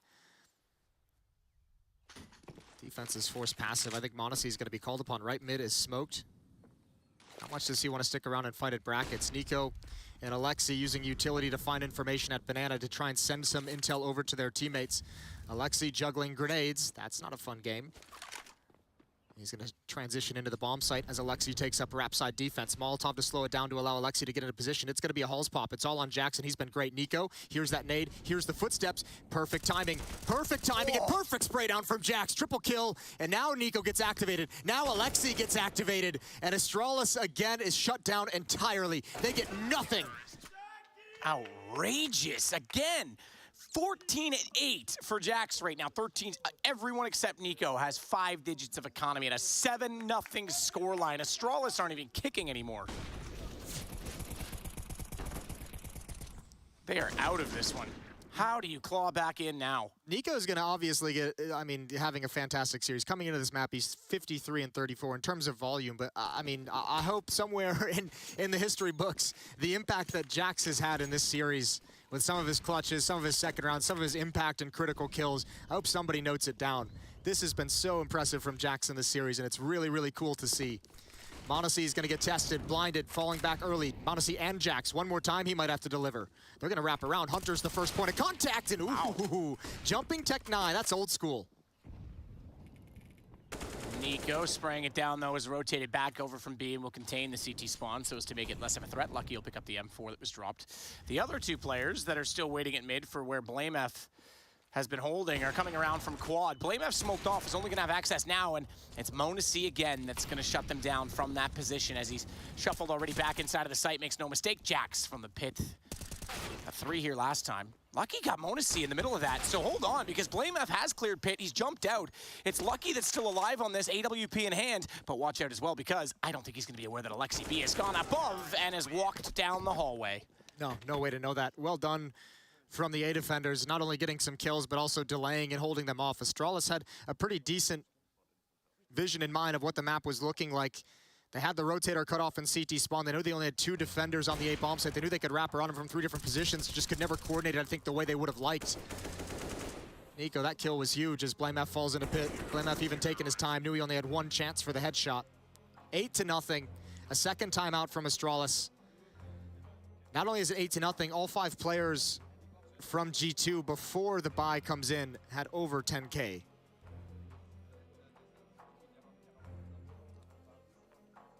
They are the 1%. I would say so, yeah. And Astralis needs something now. 2 timeouts, no rounds gained for them at all in this. 3 kills for Lucky, 3 for Config, 0 for Glaive, 1 for Zipix, 2 for BlameF. I mean, they're just not even dropping bodies right now. No, and sometimes it feels like individually players are like, TeamOne just are having an off game. This feels more like G2 is just, I mean, it has countered everything that Astralis has wanted. This is just a great half so far from G2. Oh, okay. Just body block that Molotov that was thrown up toward Nico. I was scared there for Astralis again because they were all being tunneled toward Hunter's positioning, and Nico was slowly and slyly sneaking in behind those barrels to catch them off. Glaive will start it, though. He gets Hunter, so the opening pick this time does go the way of Astralis, and they are surrounding Jax. m0NESY's still back in the archway. Smoke off. There's one in the library, but they're going to pass off of this. Well, the tough part now is m0NESY had to evacuate through CT spawn. So, I mean, Jax is the only one here. This kills everything. This kills everything, and Jax looks away as the smoke clears. They found it, but yeah, you're right. Astralis did back away. Now they have a little bit of a question mark of how exactly they want to handle this situation. This is going to get a little bit weird. So much success across the map has kind of wreaked havoc on Astralis' plans, but still a massive advantage.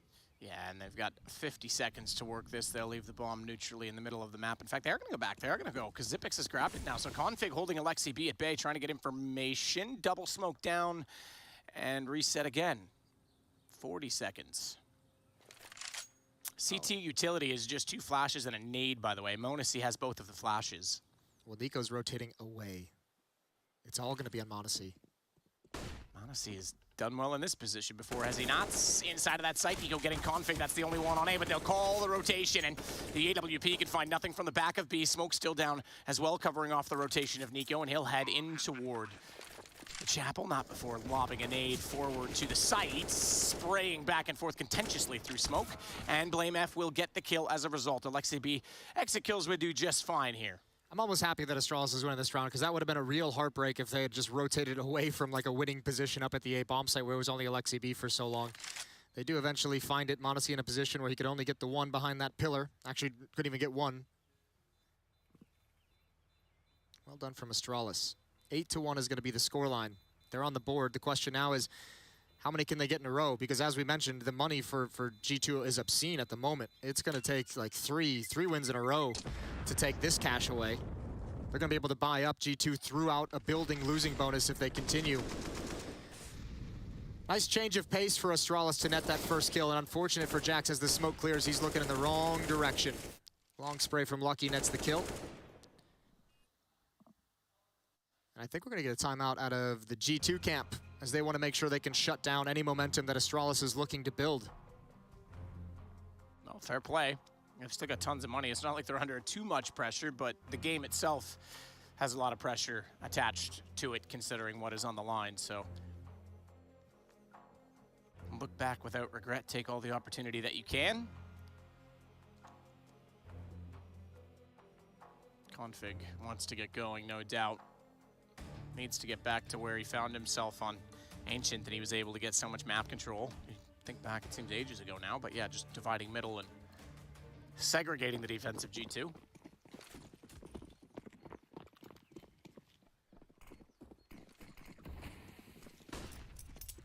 Monacy with a flash to alt middle, waiting, timing, throws the nades.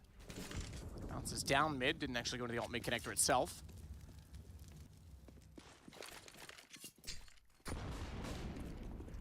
Back over toward B. Yeah, they have banana control now. This is something they really haven't been able to get cleanly throughout this half so far. Oh, Monacy's got to be careful. Flash as he was moving into the open. 3 defenders here.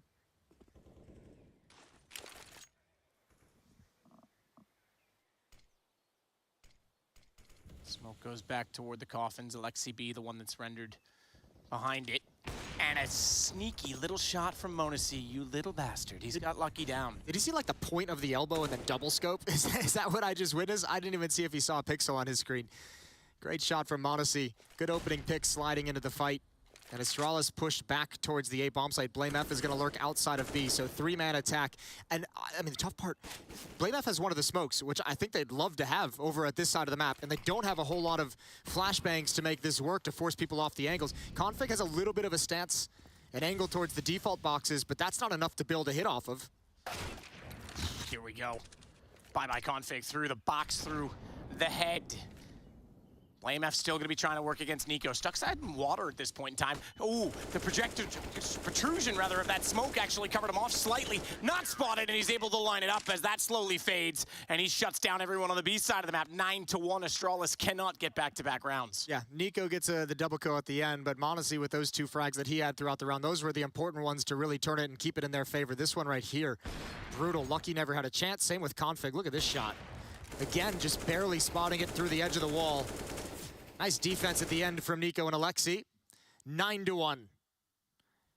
Forget about Ancient. G2 has built into this series, built into this game. They're looking very, very tough right now. And this is not the way a team that has been on the playoffs every single IEM Katowice wants to be knocked out. This is not what Astralis as an organization is about. They need to put up a fight, at the very least, for honor, if nothing else. As nades, doubly so, down toward the tree, followed by a flash. Blame F couldn't do anything with it. Everyone's blind. He goes back out. AK trying to spray through. Finally, he gets Nico. No response. Alexi B, I thought, might swing and spray, but doesn't choose to do so.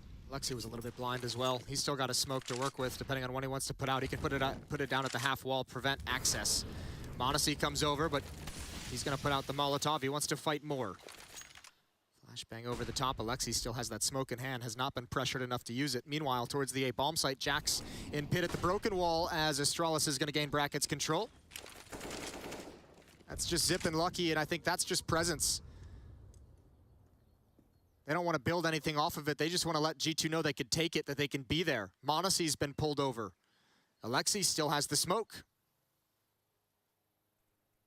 Still has the smoke and he's on the bags. They try and boost the pump. He sees the ball coming down, and down they go as the headshot into Glaive. He smokes himself off, as you say, buys some space. Xyp9x will get the winning kill on that exchange, but not for the round. Bombs behind them. Xyp9x has to go back for that.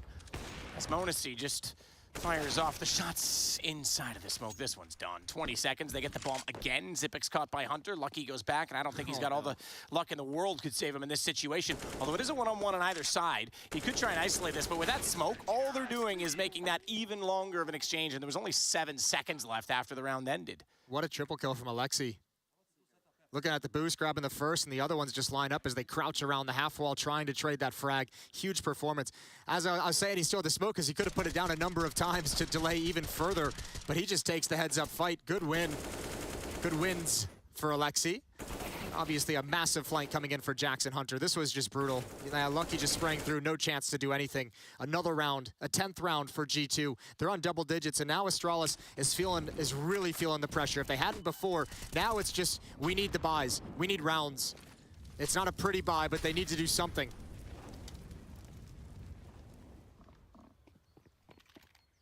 Watch out the stairway. Xyp9x spotted already. Jax holding the angle, even firing warning shots. No one else can dare go by that corner. And every time G2's decided to get aggressive and get, you know, a more forward position on the defensive side, it's worked out in their favor. And then following it up is Modesty with his AWP. 5 and 4 for him, but some big impact kills. It's crazy, he's only 5 and 4, right? Because it seems like he's been rather dynamic with that AWP in this half. Well, I mean, look, Alexi's got 10, Jax has 11, Hunter has 12, Nico, there's only so many frags to go around. Yeah, I suppose, but 5 seems less than if you blindfolded me right now and, or just didn't let me look at the scoreboard, I guess, but you understand what I'm saying. I would have said it was more than 5. It's 6 now, Jason. See, I told you. It was more. You were right in the end. A broken clock is right twice a day, at least, so I gotta get them every now and then, right? Oh, yeah. We'll give you a couple. Config, nice headshot. No way to know there's gonna be a follow-up. 10-round lead.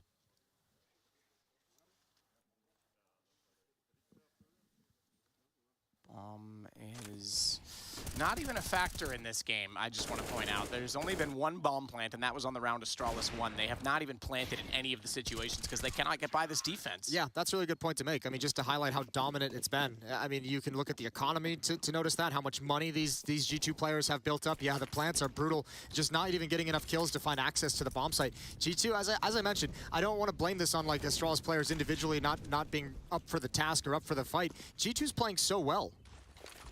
Flash over, they'll try and just go and barrage the mid position. Strength in numbers, but there's numbers as well for G2. Yeah, but they're out of position. They need to find some safety. Oh, this is clever to go through. Nico shuts it down. I thought that was the only way. They forced the rotation. They beat him out of the arch. Sorry to cut you off, Jason, but I thought that actually was a smart play to beat the rotation, and it still backfires. Yeah, now Alexi's in a great position. He knows what's coming. He's got 1. Doesn't even matter if he goes down now. Strong retake ahead. Glaive's at 74 HP. Smoke is going to go down. He's going to pick another up. He's got to hurry up and get this bomb planted if he wants a chance. He does have a minute to play with, so I guess the theory here is there's no way I'm going to win a 1v3 if they all know I'm inside the bomb site somewhere. I need to find some way to get a kill first. It's slowly coming in, but they're already here right at the bomb. Another smoke. Hunter's coming through. Hunter's coming through all day, and Modesty doesn't even care about the smoke. He's found another. 12-1. Astralis is feeling like each and every one of their opponents in 2018. Yeah, 2019, Liquid was feeling pretty good. Yeah, I met it up pretty quick. Yep. Yeah, not bad at all. No, you're absolutely right. This is dominant. I think Glaive's even overthinking it at that point because he throws all those smokes, but he doesn't actually try and isolate anyone. He still just goes to the site, and smokes or not, the matter of the timing meant that they were going to be on him. Nice shot from Modesty to shut that round down, 12-1. Well, I wish we had a more exciting game between 2 absolute legends. A team on the rebuild with young stars brought in to try and counter out the dominance of Navi. The owner, Carlos, basically saying, top 3 doesn't matter. We're here to win majors. We want to win everything.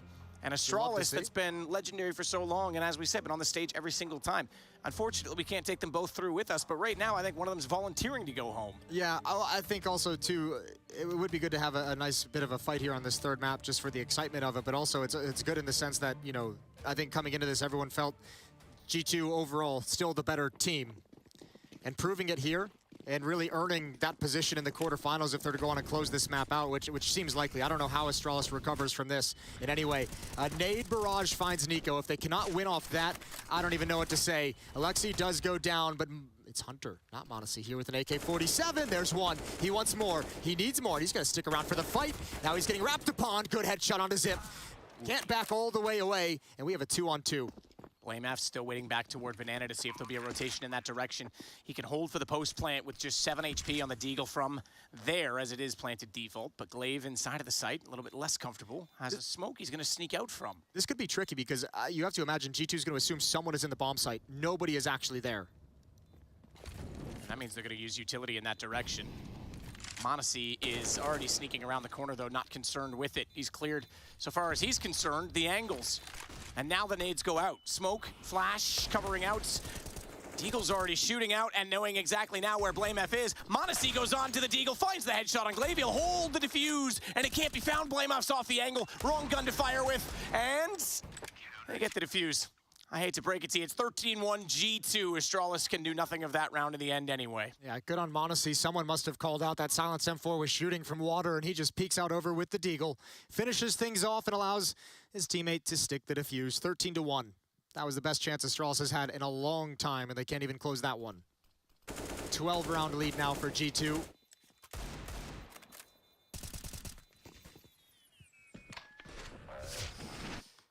So we hit round 15, the last of the half. I think it goes without saying, Jason, that Astralis need this one. I'll give you updates on our opposing game as Hunter starts this one off against Glaive. Navi came back to win. I shouldn't say came back overall in terms of losing the first map. They were in the lead the whole time, but they win 16-12 on Dust 2, so they now go to Mirage to decide who will get the bye to the semifinals. So 3 maps on both games this evening. Although our third map may not last that long if Astralis can't do something. They're already very significantly down in this round as well. BlameF, Config, and Glaive dead. Xyp9x getting hit with a nade. Doesn't even know that m0NESY the Mighty will walk out behind him and take him down without a fight. Well then, what can you say about this one? Brutal. I'm glad you went for it. Absolutely taken down. 13-1, 12-round lead. It's about to be 14-1. Lucky, every angle in the world to clear. That's a good win there, but the bomb's on the other side of the map. This is a G2 that, I mean, just this CT side was so cool from them. Everything was denied. Everyone's playing well for the G2 side of things. They've just obviously taken a hold of this map and ran away with it. Lucky dinked down to 49. Still a chance. 27 seconds. Peace. Well, not much you can say. As we found out here, 14-1 for G2, really showing their class and quality, looking, hunting, and smelling that stage of the Spodek. We're going to be back after the break, and we'll find out who's anointed into the quarterfinals.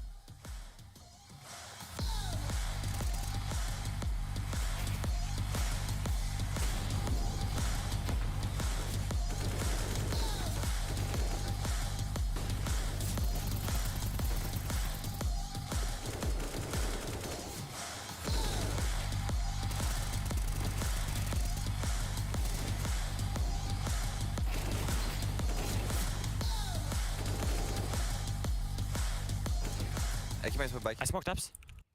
We drop all. You smoke from so. Yeah, I have this. Ups, out. 1 second. Dead. I'm second mid one. Boiler. In boiler. Maybe one more. One more. Yes, he is. Nice, guys. Jackie! Nice, Jackie. T-Comb, I need to smoke Michael. Good smoke, Ilya. Smoke and explode. Jackie, how does it feel?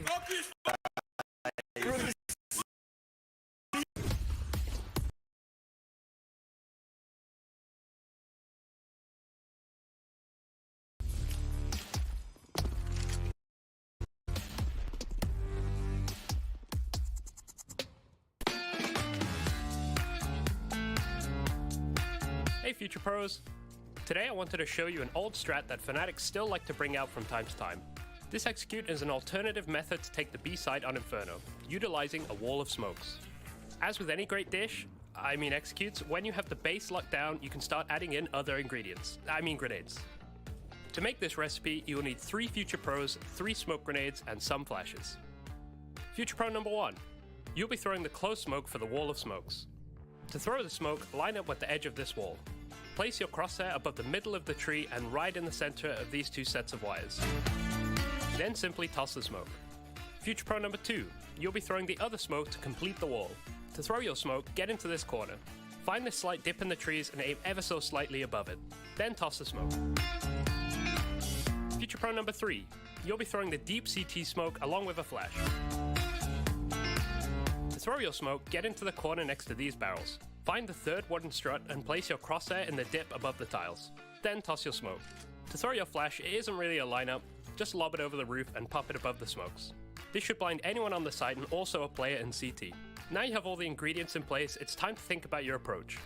The idea behind this strat is to cut off any site players and isolate the counter-terrorist player in CT spawn. Killing the CT player shouldn't be tough, unless you're playing against Scream. You can then wrap through ruins and split the site from 2 points. If you have the bomb, you might be able to get it down while the smoke's still up. JW is struggling a bit here, but I'm sure you guys can do it. Like with any great dish, feel free to add your own spices. Want to double nade CT as you push? Go for it. Want to throw a metric heck ton of flashes over the site? You can do that too. After all, you are the cool cat of your very own strat. And as always, enjoy.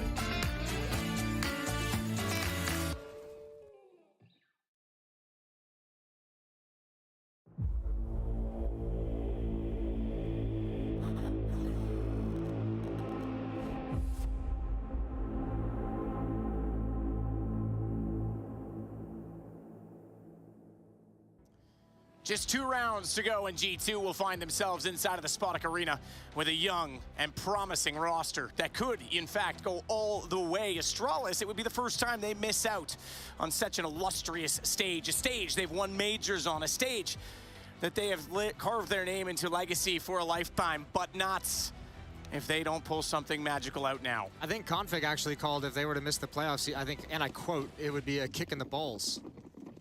Well, I feel bad for the sack between his legs. That stomach ache's coming, boys. Get ready for it. Hunter and Nico combined for a kill, and it's all going G2's way. 2 swift responses from Zip and Blame F. Lucky goes down next. A-bomb site is open. I think this round's over as well. Yeah, Monesi, he's already just taking the bomb straight to the site, jumps around. He's not even concerned with the fact that anyone's going to be inside of it. They had the information, it sounds, toward the bottom of middle because a shot was fired by Config. Do it for your balls, Config. Protect them. Don't let them get kicked. That's all right. He's definitely thinking about them now. He's wearing a cup. Yeah, well, 2 to find. Or a Jill at this rate. I'm not sure the way this one's going. I hope it's a cup for his sake as he comes back out. Jax has it. It is indeed going to be G2 on map, series, and Spodek points. Not much noise coming from the Astralis side, is there? No, I mean, there's no reason to this whole map. I mean, fair play. Look, they've tried a lot in this half, or in the opening half, I should say. Different changes of pace, different strategies. They've tried nade stacks. They tried getting up mid fast. They tried going B fast. G2 had a response for all of it. I think part of the problem, as we kind of highlighted early on in that first half, when they were down like 7-8-0, is just so much money on the G2 defense. There was just no way to even whittle it down, even if you wanted to.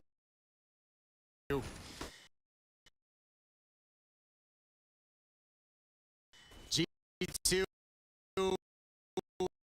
peaking at the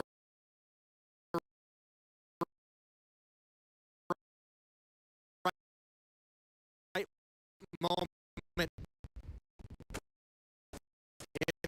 this deciding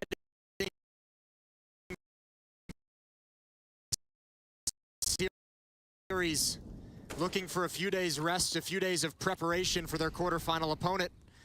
That'll be on Friday. Nico is pushing back Banana defense, and he's fine with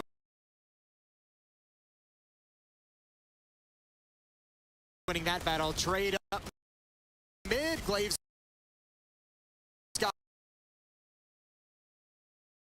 one, runs out of bullets for the second.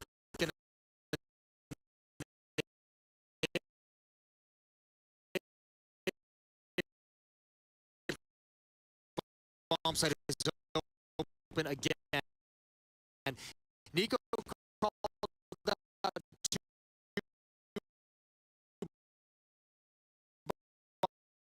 bodies there.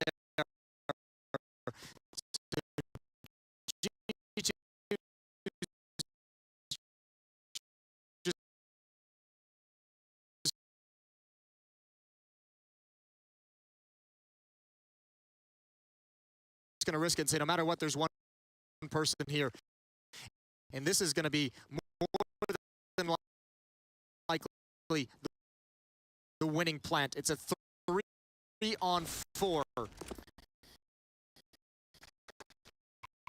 there's no kits. Just to note, it's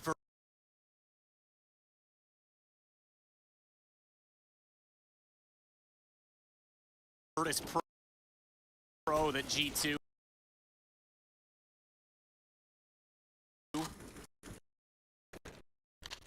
given the score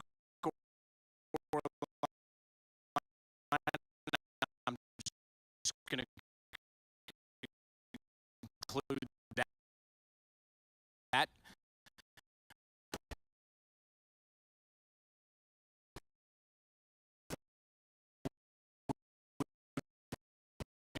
playing as their first match in the Sputnik. Nico's going to take down both Config and Blame F, and it is just Zipix, the sole survivor of the Sputnik stage.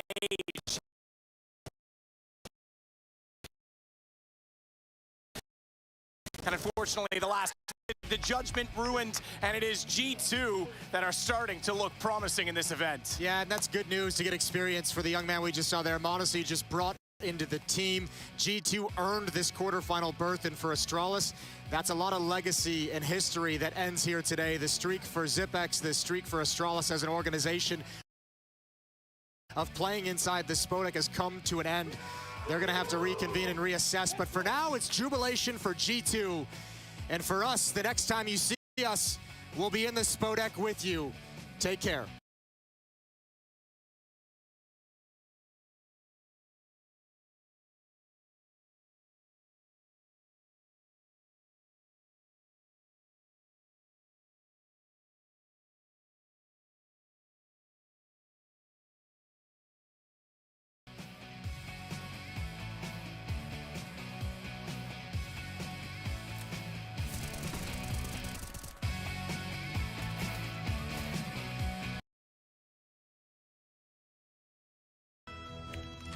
He's in between this.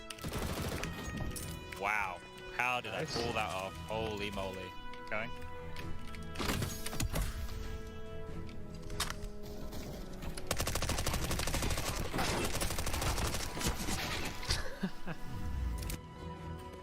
I'm here. Over here, I'm going. I'm getting shot at from behind, but I'm going for this guy. Two guys down here where I'm landing, Rush. Coming. Yeah, I'm on the other. Nice. Oh, two guys on the team. I'm going. I see him. Going for the back guy. Leaving him. Nice. Casbah through the front door. Oh, I see one fella. Another one. Oh, no, wait, I'll go for that fresh.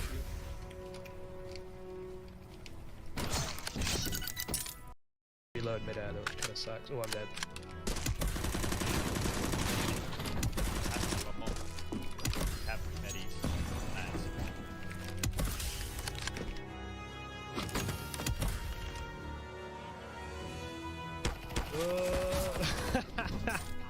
99 in one. What the? Watch this. 99 damage on the goal.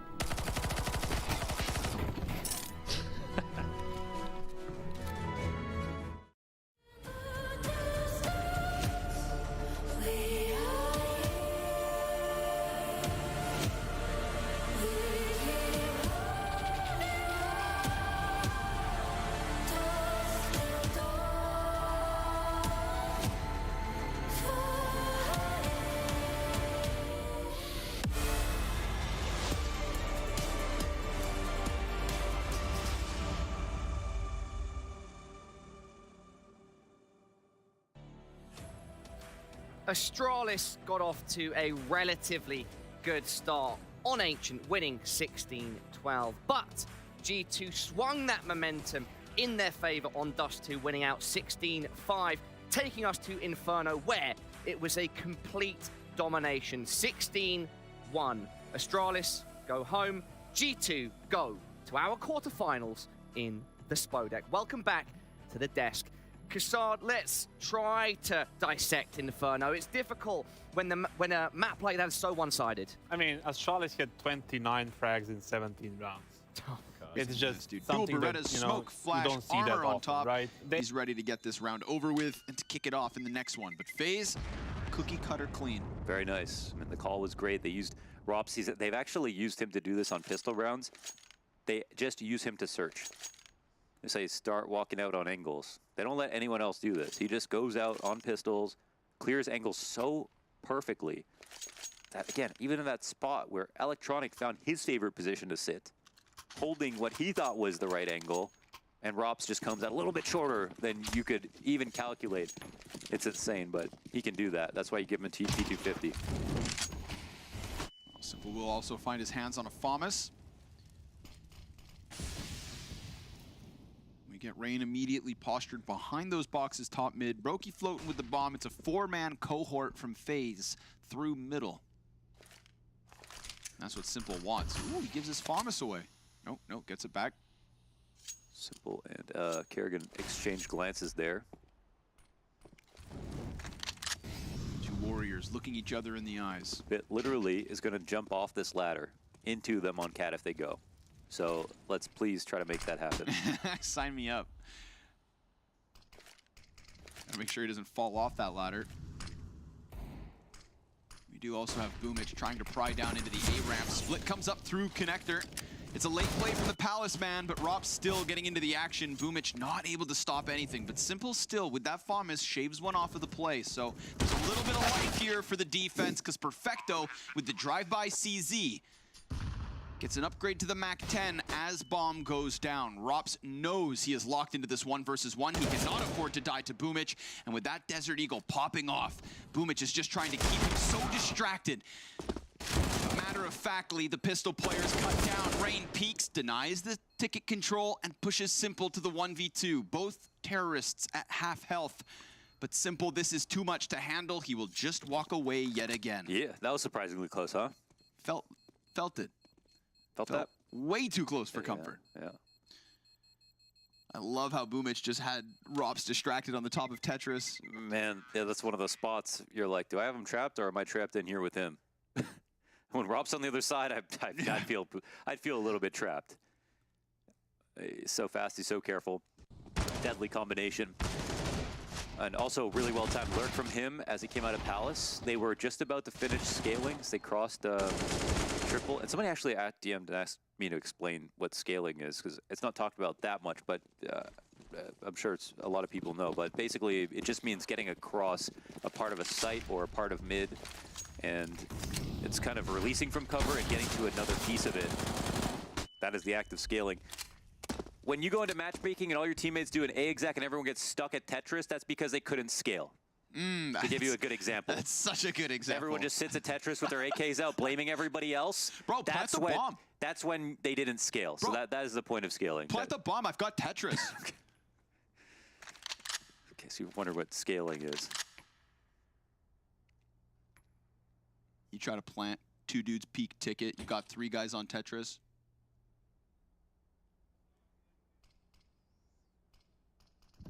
Why didn't you plant that bomb, Ed?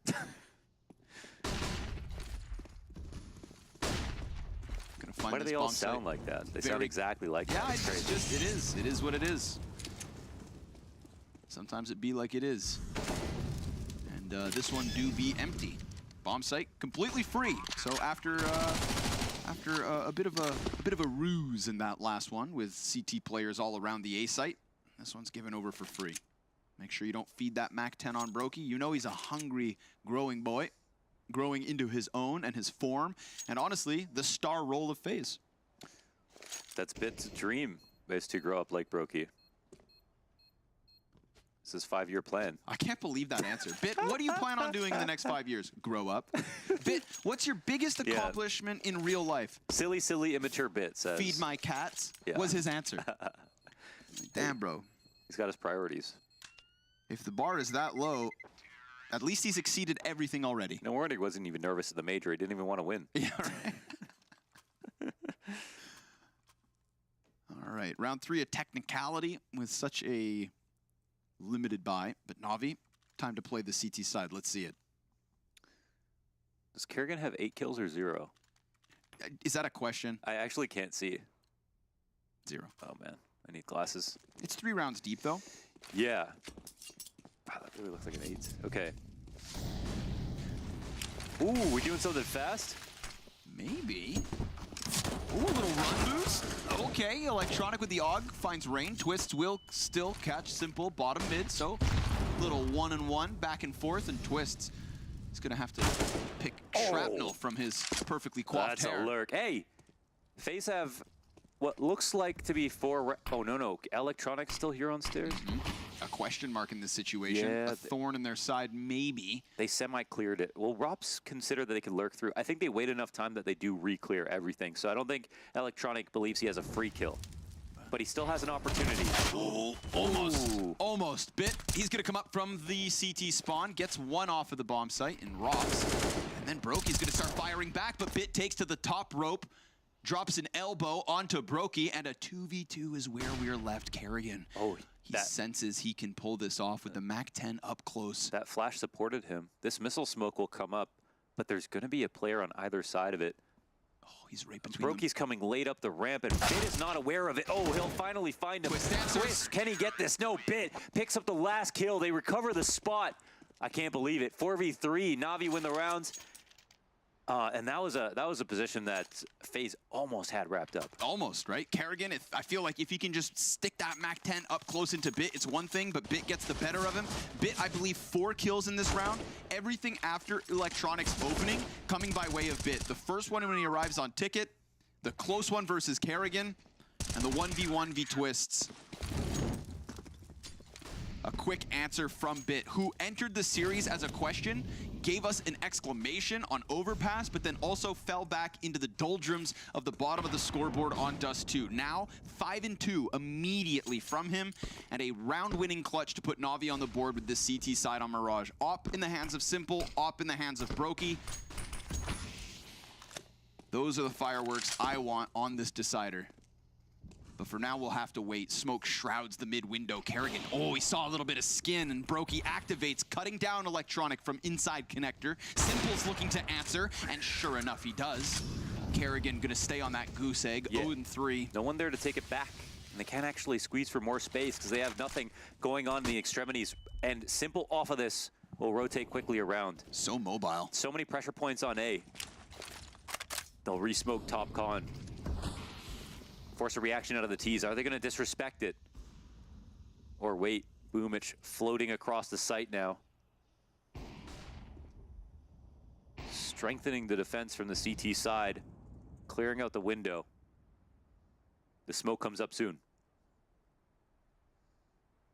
Boomich feels like he's drawn between 2 different positions. He actually made an interesting play here. You know, he could have sat on CT and watched this.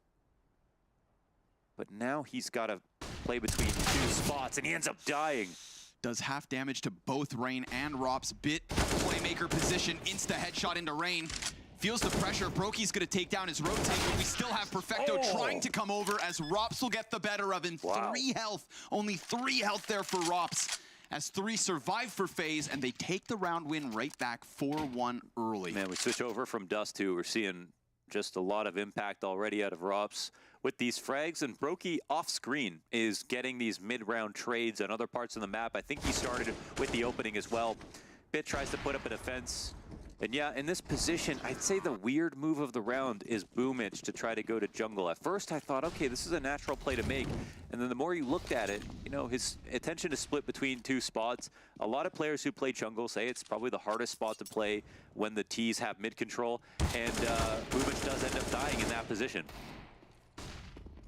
Poor Perfecto, dude. He's got nowhere to run, nowhere to hide. Fire on his feet. And as he peeks, it's 3 T's from Faze to ensure his demise. Brokey's going to be left here. Don't jump, Bit. Don't do it. He's so tall, if he uncrouches, he'll probably be spotted.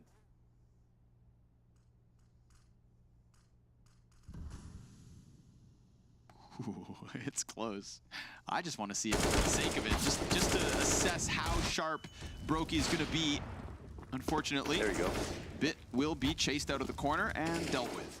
So 5 players up in a 5-1 start for FaZe. I mean, if you guys are just joining us from the mainstream, this series started with a 6-0 lead from FaZe on the T side of Overpass. It looked like they were just going to dominate, and yet, of course, Navi brought it back. So we sit here with tempered expectations, but it is still a notable start, 5-1. Again, my fear for Navi is simple. Looks like he's on form, but that's just about it.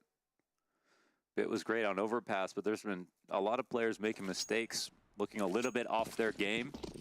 And I see about 3 players from FaZe that look incredibly promising already.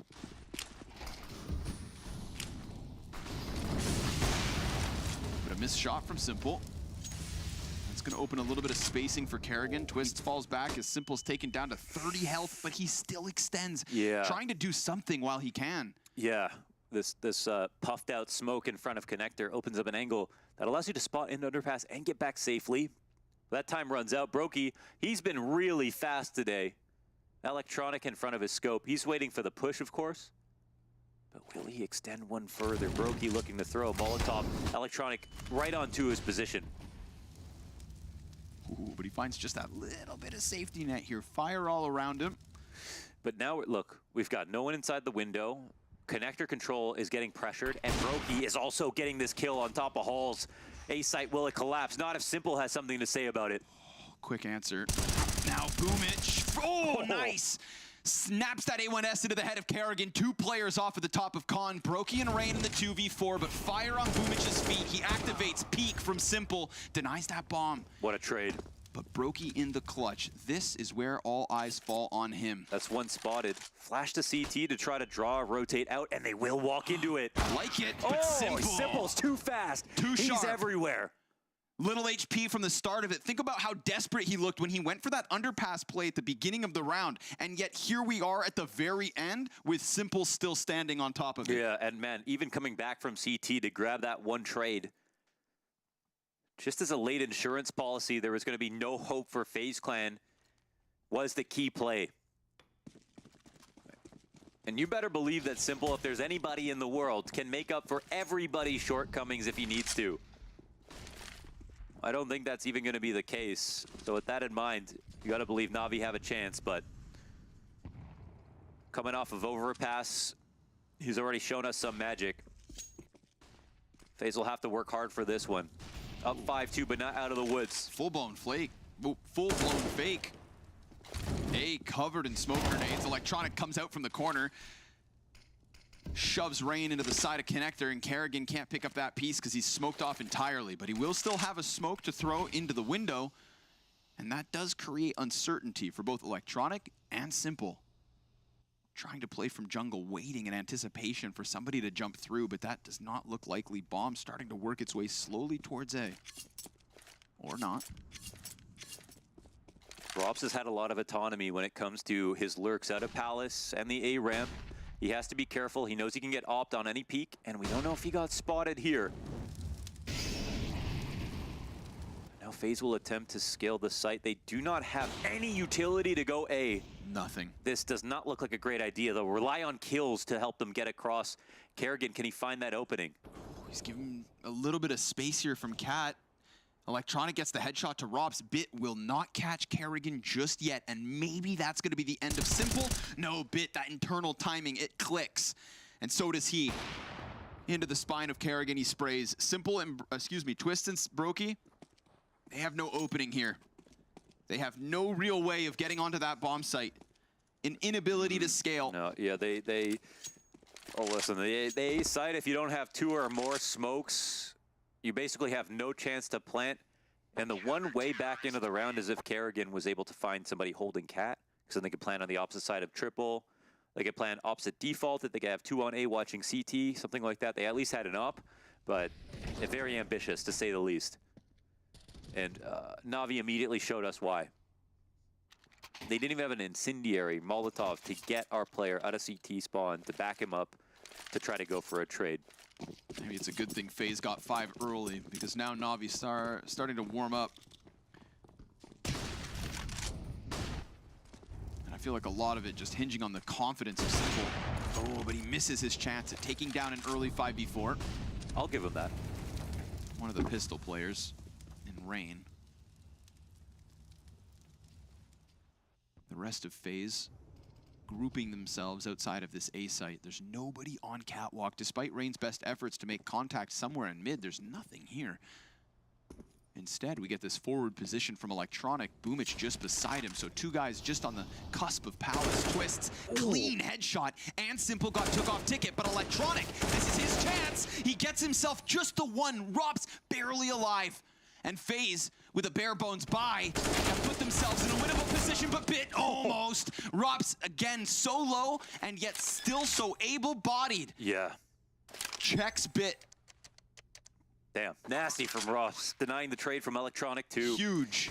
Insane, and that's a more classic Faze call. Kerrigan, honestly, at their worst, they overplay that. They try the ARAM scrim outs way too often, and this position, you know, the guy under balcony, sitting over top of the bricks, he's waiting for someone to walk out. He wants to try to take that duel, but Twist got far enough out under his watch that he caught him off guard, and this is all Faze needed to get back into the game.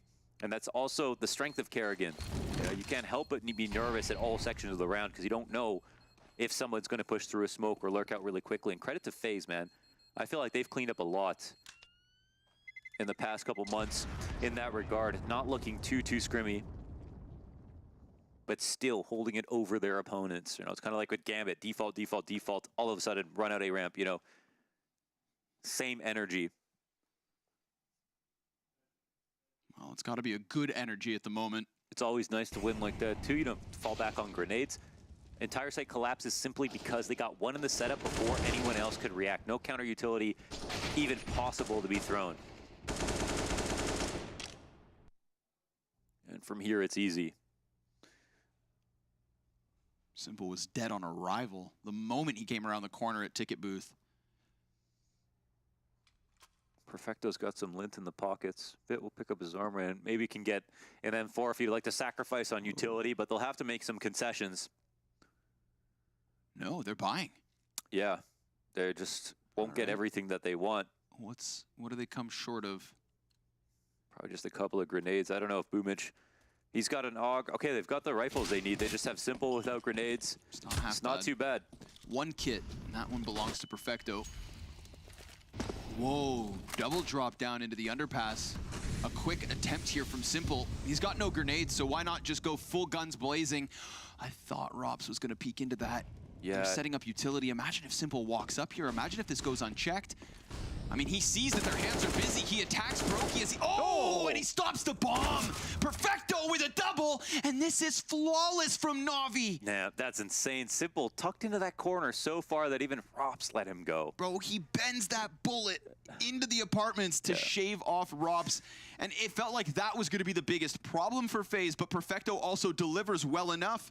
They tried to get out onto the B site, and they find zero footing. That is a brick wall that FaZe have just smashed their face against. That's not bad. Rain's gonna answer here with at least the frag versus Boomich. Remember, he's on half health. Blind moves, not bad. No problem. The blind man dances.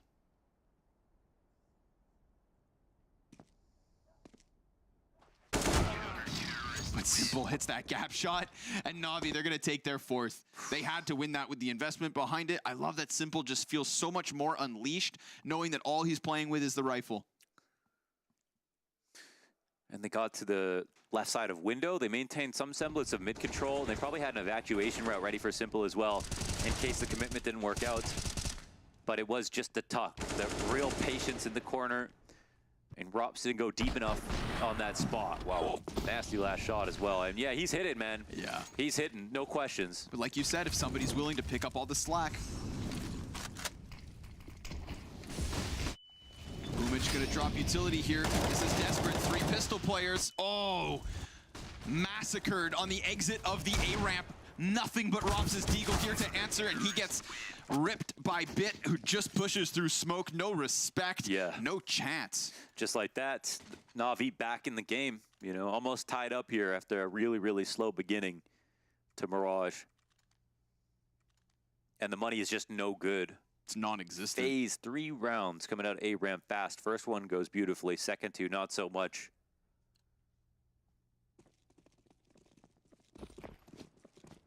Still anybody's lead to take here. Round 12.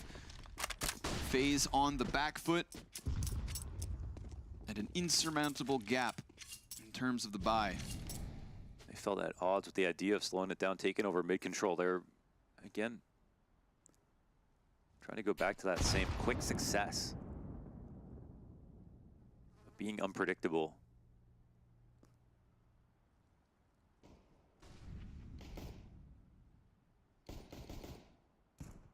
If anyone comes out of the wall, they're getting knifed for sure. Yeah, right. It's just really focused. And really sharp as simple. Maybe don't feed him. Don't feed the animals. This beast is well fed, but Rops pops the head of Boomich. Whoa. Okay. All right. Bit standing on the posts of Catwalk. Poor Kerrigan getting bullied right now.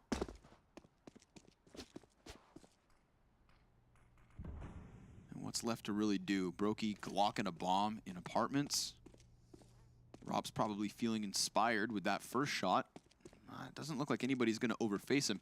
There's actually a chance for him to walk up Catwalk and hit this player in the corner and Bit. There's nobody on A trying to keep eyes on the gap. There's nobody in window to screw him over. And the bomb will join them if they get it. Yeah. You kill Bit, you've got a chance. A small one, but a chance.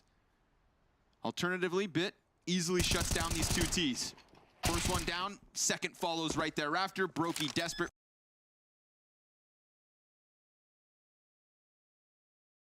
With this frag, Electronic will make some presence to try to draw someone into Simple, and it won't work out. Simple will end up turning back, getting a kill, but leaving Bit alone. 1v3. Oh, nice. He stops the bomb. 14 and 5 is Bit. He's got a chance for the reload, a frag and a flash, and 2 more players to take, but Kerrigan hasn't offered us too much. Frag goes deep towards stairs. Kerrigan, he's going to be busy with that bomb plant. Bit looking to find the other fight, and Rain's going to end it to put Faze back in the lead. Wow. It felt to me like Simple inside of Connector, just all the pieces around him starting to fall. Yeah, it's the A-side player as well. They rested on him so heavily while they were sitting in front of stairs, you know, because you don't know with Kerrigan. It's so sporadic sometimes if they're just going to burst across the site or chill, but you don't have a rotation out. If you try to go towards jungle, they could catch you on the cross if they're already taking default. Look at Brokey jumping stairs in the spot to take out both players inside Connector. So yeah, Simple gets 1 frag, but they knew they had to fight from that position, and there was already one at the bottom of the Connector as well. Down mid is, wow, Kerrigan quickly, and Bit puts up his 15 frag. Which delivers as well, playing off the bricks. There's the hit from Catwalk. Bit just locks into the corner. Man advantage, and it's made worse as Boomich gets another couple headshots. A boulder inside that A site. Locked out was Faze, and this game remains as close as humanly possible. Yeah, it feels like it's already just about the second half at this point. Faze are just running it down every single time. They get the 50-50 duel, then they'll take it. But right now, Kerrigan's 1 and 9. They haven't had much success there. Maybe they should be grateful to have the 7 rounds they do already. Navi look a lot more comfortable. Bit shaking off any questions with this third map. 16 and 6. Simple as right-hand man at 12 and 7.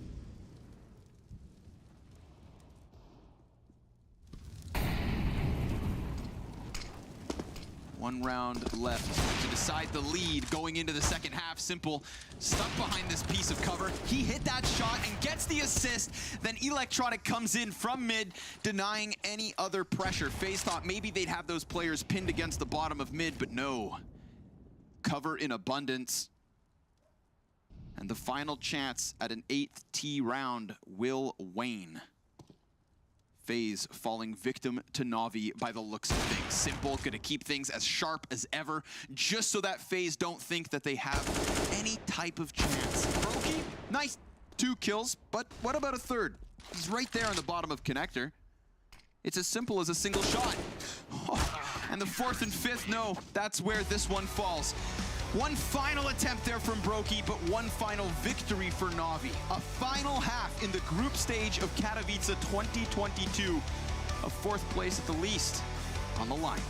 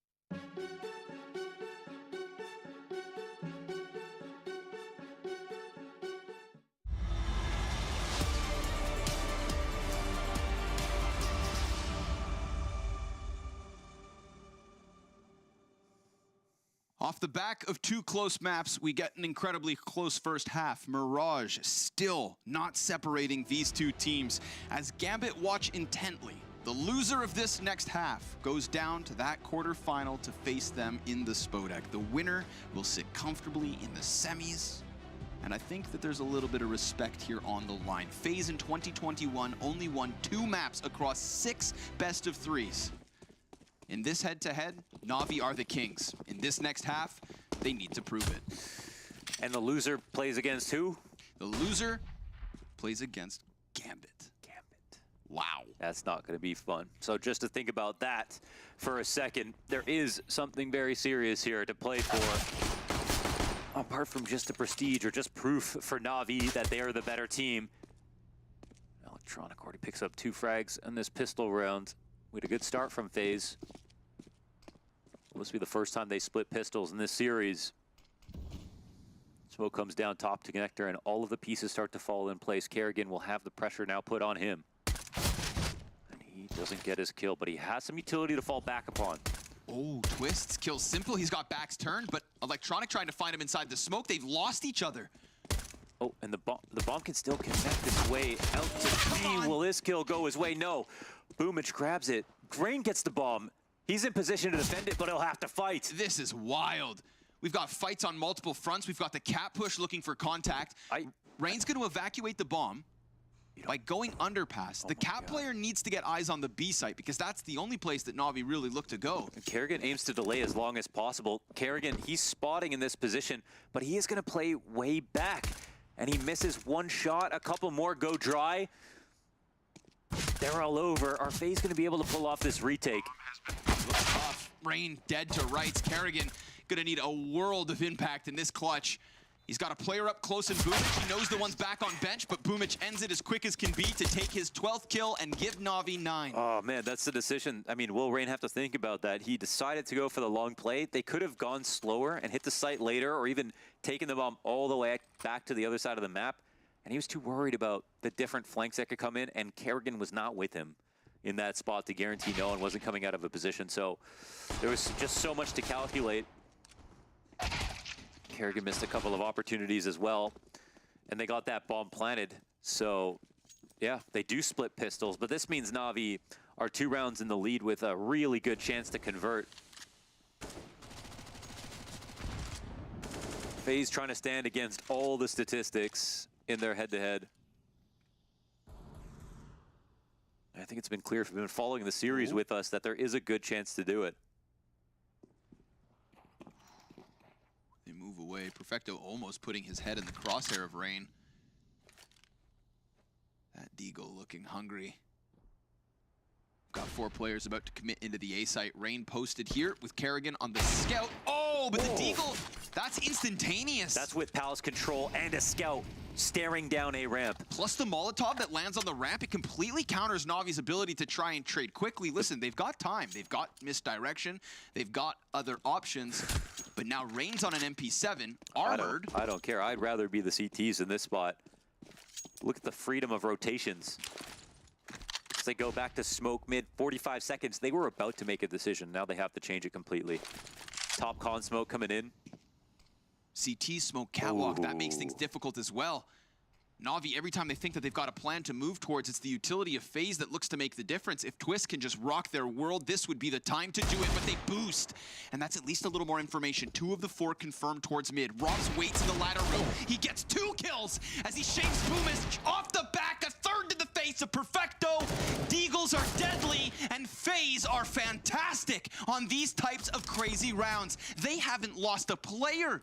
And Bit, he dies to the flank of Rain. Oh my god. 5 alive and 5 down for Navi. Is there a chance? That is insane. It all comes down to that first frag from Rain to completely change the itinerary from Navi, who went back off the A ramp, back to mid control, and threw their last bit of utility at a last-ditch effort to get into the B site. Oh.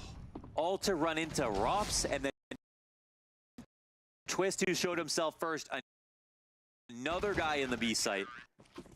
Simple gets flattened. And that gets orchestrated so well from the CT side. Money changes hands, and maybe a lead soon as well.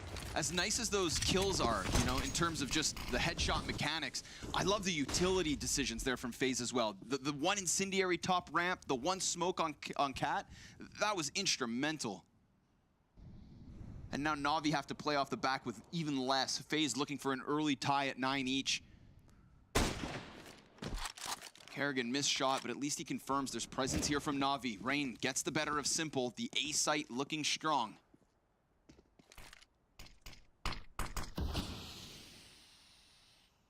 And the bomb looking indecisive.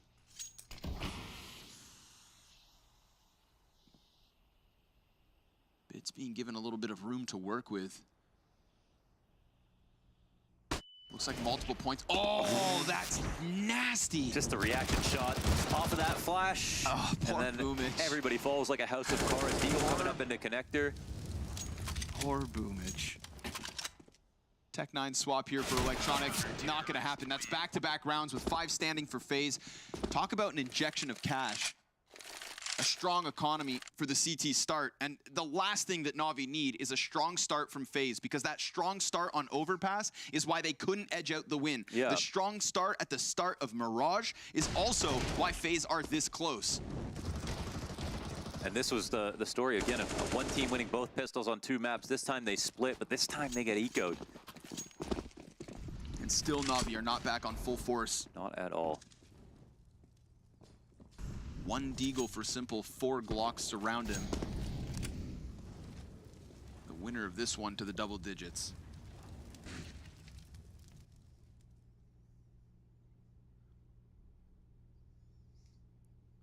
Full mid control with a pincer coming in from 2 choke points, but CT's both in incredibly powerful positions. Run boost screws things over though.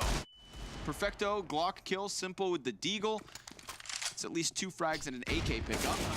But aim punch too much. Rain ends it. Faze fine 10. Yeah, now they can set up however they like. Navi, will they go with something quick, or are they going to slowly try to clamp down on mid control? If the CTs go out for it in the beginning of the round, they will, you know, have a small advantage just for a few seconds, but the T's try to wait them out, play it slowly. They can eventually win it. And I feel like from Navi, we've seen more of an inclination to work those slow rounds throughout the beginning of a half than we have from Faze, who don't seem to like to keep the pressure on in that regard. Instead, just lay it on really quickly. Oh, and Electronic, he does bust out one in the middle, and we had an op trained on him for just a second, but he just gets under the smoke, and now it looks like Rain is up to bat again. Smoke's gonna help him, but Twist. Oh my god, Twist. Boomich has no idea, Twist has no idea Boomich is right here. What? Rain, still a chance. He dives back down beneath Palace and gets wrecked by Simple through that wall. Kerrigan's gonna find his second kill. Bit headshot into Rops, and that feels like the end of this. Kerrigan runs outwards. Oh. Clean one versus Simple. Puts out the fire to open some options. They didn't get the bomb, and that's the player who was on the A site. Kerrigan has a 1v1 in connector, and he wins it. It's a reset of the situation. 1 minute left, and Perfecto is shaking his head, wishing he had a teammate alive to make sure he doesn't get outred. Kerrigan can either pick to stay here or go back. And it looks like he's made the correct decision, but he's going to be a few seconds slow. There's a chance if he walks out, Perfecto won't have a clean pant, and he has just made it past the window. Smoke comes in. Perfecto still hasn't put the bomb down. 40 seconds. Kerrigan, does he play the faster hand?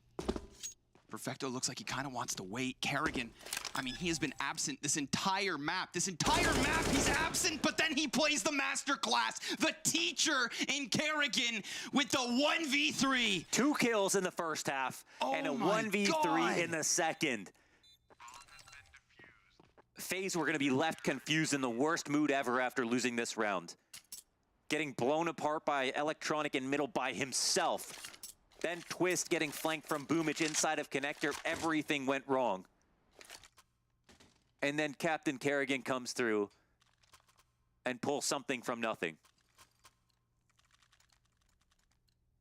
And Faze maintain a lead and keep a meter stick between them and Navi, and have them in a buy save situation with no op.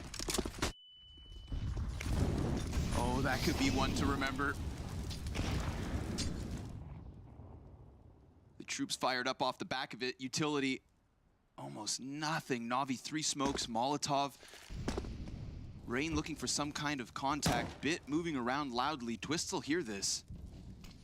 And he was so caught off by that boomage play inside of Connector last round. Wouldn't bet on it happening twice.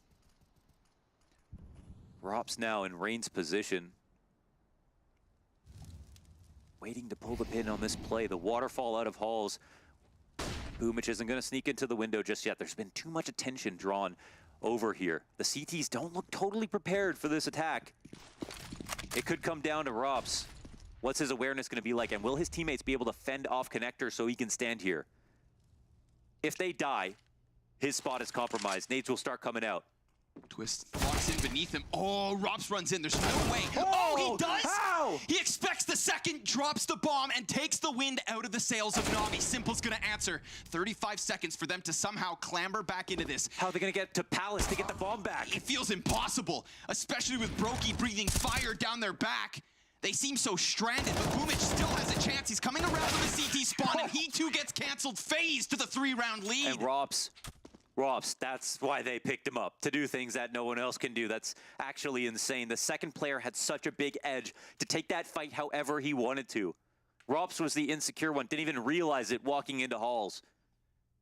And there was such a big displacement between that first player and the second. How could he even predict there'd be someone else here? Oh, perfecto. On the swing ties, that's nuts. Slides right into his own death. A 2-round lead becomes 3, plus another save for Navi. They fall back on the worser guns. They've at least got armor, they've at least got pistols, and we know they have the individual talent, but this, that right there, that's the crack of the whip to kick it off. An AK retrieved for Boomage, and he puts it immediately into the hands of Electronic. No round is free in this match.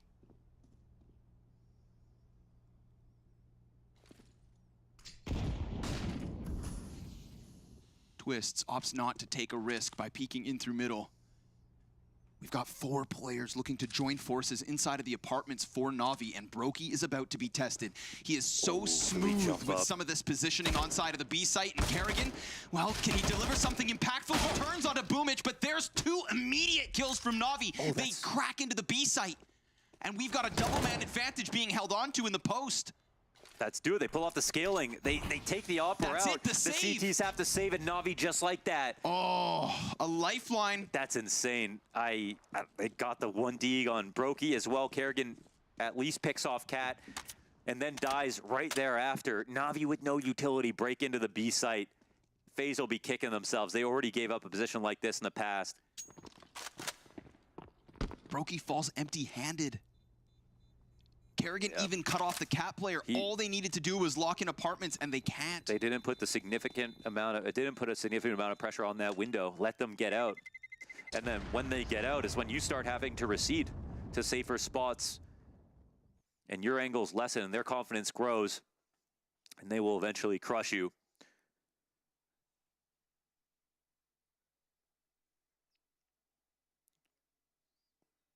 And that's Navi not even fully investing. Saving for this round.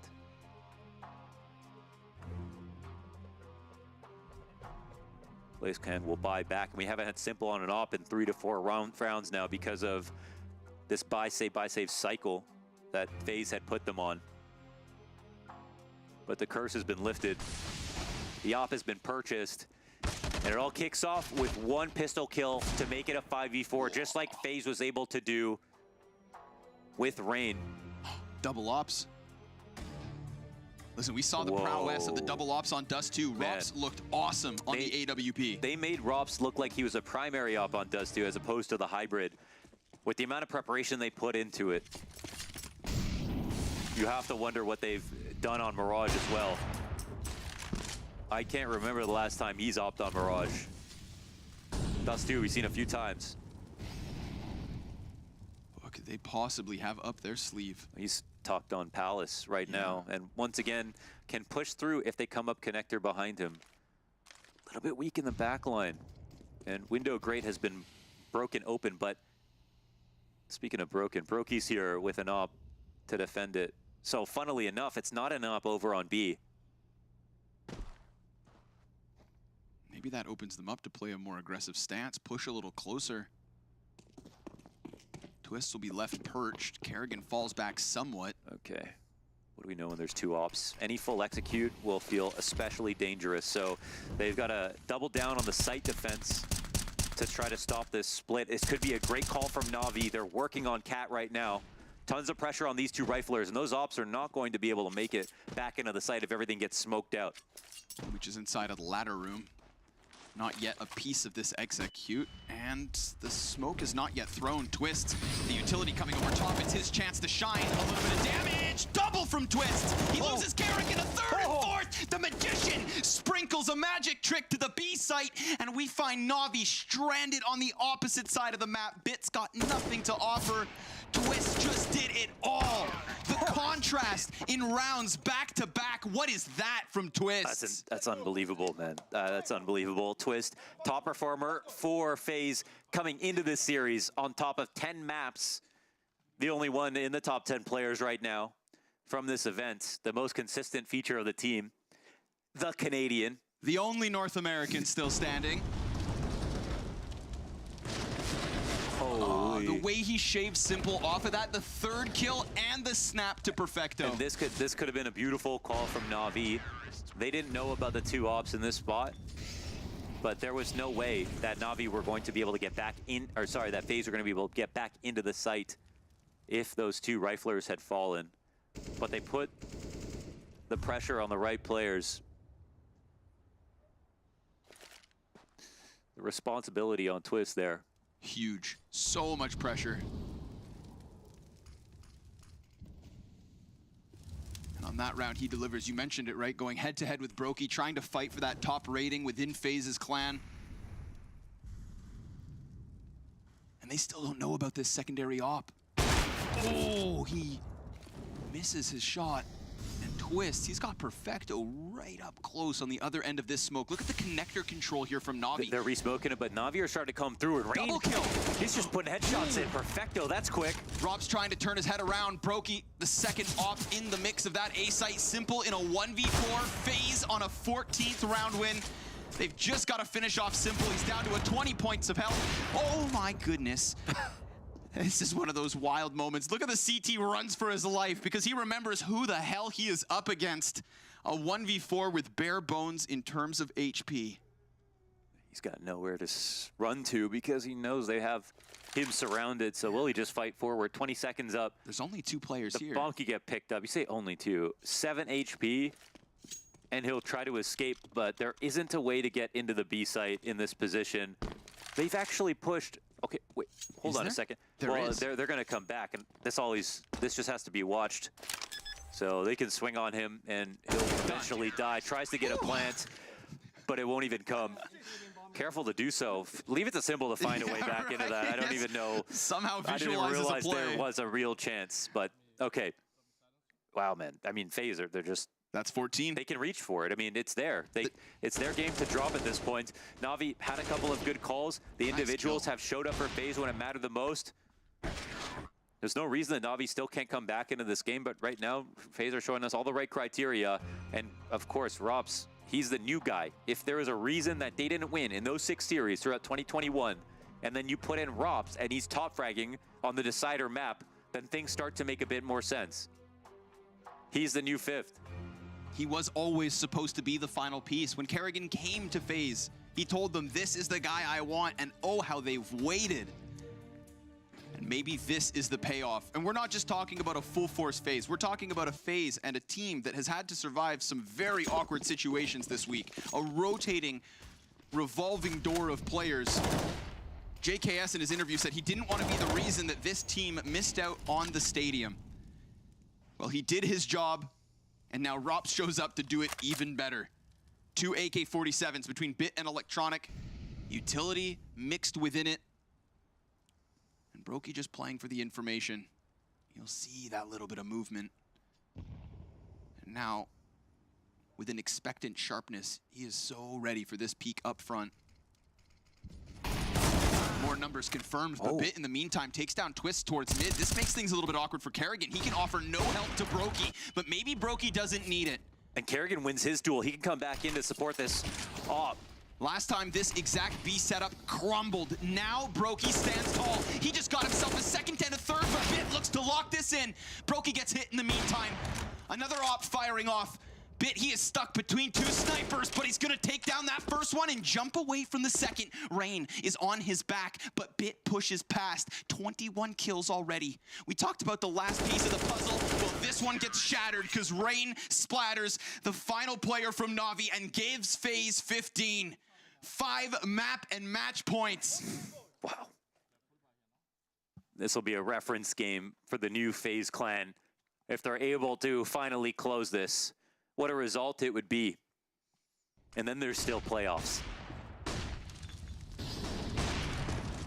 Another solid B-site defense, and Brokey, again, is just one of two incredibly impactful operators at the moment.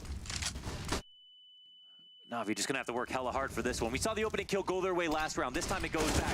It wants to go fast. Rain pushes him backwards, but Perfecto through the smoke is still good enough. And Electronic, he jumps down to the site. Simple gets Kerrigan. Man advantage for Navi. They will not go down without a fight. Brokey exits from Connector looking for the kill, but nice cross. Electronic goes back at it. Blinded was Brokey. And now it falls on Robs. You want to show us your value? Now's your chance. He stops the bomb carrier at the very least, and he would have known that Electronic crossed over, but the mid-fight, that's where Simple stops him. And 11th for Navi, and 4 more to go. That's Simple with 4 HP. He misses that shot, he is dead. He's dead meat. Robs isn't going to. 4 rounds to bring it back. It's time to wiggle in, get comfortable, get focused. So the money's in their hands now. They're able to find those trades. Boomich and Bit taking turns getting entries. These opening kills would catch up with Faze.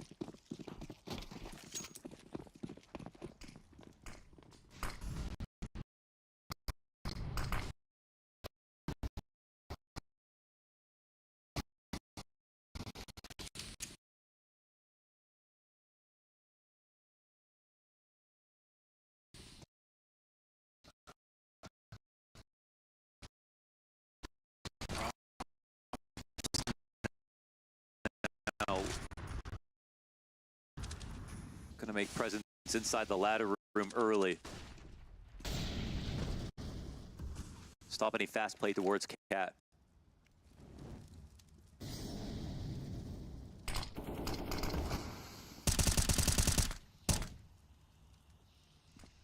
I'll get some info for what it's worth. Keeping the util high here. Resmoke on the window. You can see the end game is still A. Getting Bit back up into this position. Very counterable by Robs.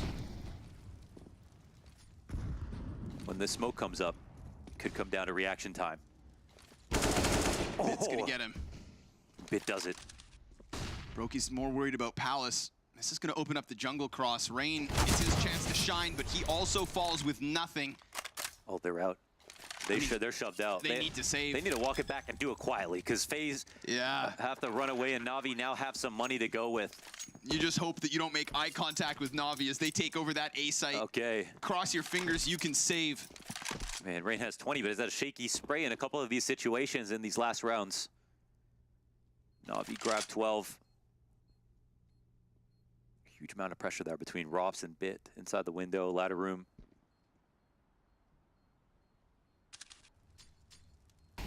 Again, if there's one thing that's hallmark to the Navi era, this major, the last 6 months, the dominance, the only asterisk is that a lot of their wins have been close ones. Cleared. They've been able to make comebacks. Faze have no money after that. All 3. Just right before the round ends.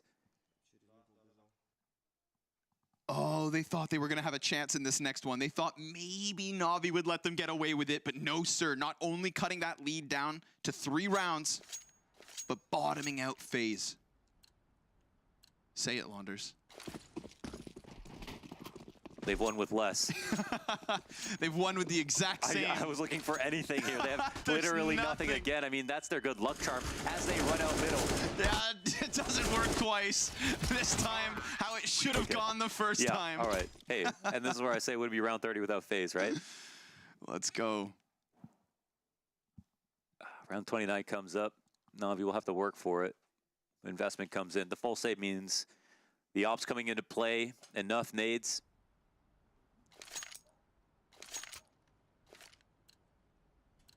This game very much alive. Just like that first half, fast start from Faze, and Navi always struggling. Fighting tooth and nail for every single one of these closing rounds. It's 3 in a row at the moment.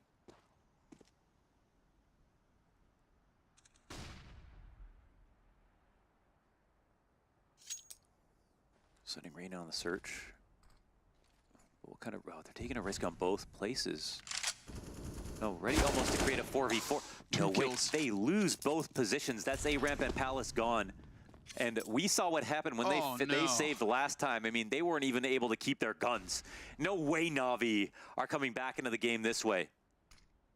Are FaZe going to attempt anything? FaZe, they just don't seem to have the stomach to end the suffering of what was a wounded Navi, but you give them enough time and they're going to gain some strength. Just a few rounds ago, Perfecto had something like 6-7 kills. So now 3 critical ones later, and Navi are about to take it to round 30. I mean, seriously, FaZe are not even attempting to find a kill. And after what we saw last time, Navi can dedicate all their resources to hunting here. 100%. They can buy no matter what next round, and they know FaZe are doing the exact same thing. No, this fight not nearly over. It simply begins with this bomb plant. And unlike last round, now FaZe have to hang on. They need these weapons. I think it's going to be a B-Apps hold-up this time. It's inside the B site. I've never analyzed an exit so closely in my entire life, but it actually matters so much. There are mind games going on. Bomb at the halfway point. They might be too slow, honestly, with this route, because they thought it was going to be a B-Apps hold. Could definitely still just give it that little bit of an edge that FaZe so desperately need, and there's not even any marketplace player coming. They might be able to turn the corner on one fight here. It'll take a lot, but anyone who goes down will be huge. FaZe hold their breath. Points right here, right now. None of these kills really matter. Oh, they nice. Survive. Wow. That is what FaZe needed. Yeah. The damage does not matter to Navi. They are fine. Rebuy, simplified. And FaZe, it comes down to the final round, the 30th of map 3. And both teams will be full strength. This is incredible. Exactly where we want it. Incredible. Individual stars of Brokey, Rain, and Robs. That's the 3 key pieces to the FaZe clan right now. Contact top mid, nothing too much. See? Oh, Simple waits around, and imagine if he's rewarded for that jump decision. Spot was any more lazy, he was dead. He almost had that timing to a T. Took some damage for the risk, but it doesn't matter as much with him on the op. Op shot goes off. Felt well worth it.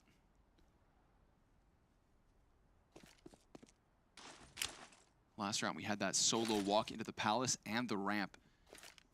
2 limp attempts from FaZe to try and make something happen, and I have a feeling that they're not just going to try something as audacious. They've still got utility to play with as a team. Rob's locking down this connector side with his M4. Brokey, can he deliver? With this Palace presence, Brokey can have an open line into connector. Just comes down to who will peek first, and will he get flashed off his spots? It's got to be quick kills. Exec is coming in. Little reposition pays off. Brokey trying to support his teammate here, Rain. He's got damage exchanged. He falls back downwards, but now it needs to be Rain in terms of this A defense. Boomich is barely standing. Twist is trying to find his opening, and Rain goes outwards to take one with him. Kerrigan's dead. Boomich should be next. Twist, he has this locked in.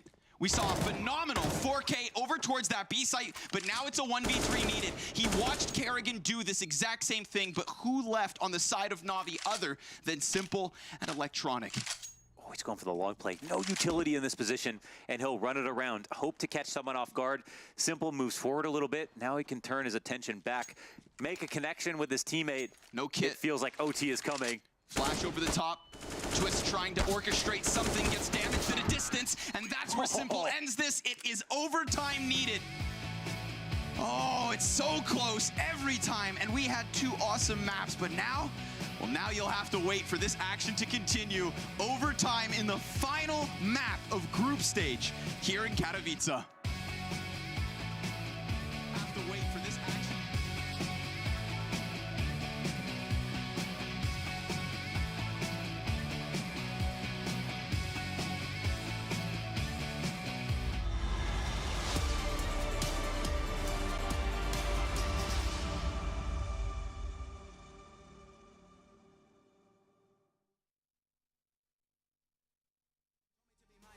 So when I went and found myself, the ones who told me back then, be true to who I am, ain't think we was really gonna win. Now they watching us from the sidelines while we trying to victories like we in high tides. I'm getting my prize, only thing my eyes is locked in on. $500,000 mine. I want it right now, don't waste my time. Family in a penthouse with a view sky high. Blood, sweat, and tears bring more to my eyes, cause the whole gang winning. I done gave my life, odds low, but we did it, dang we.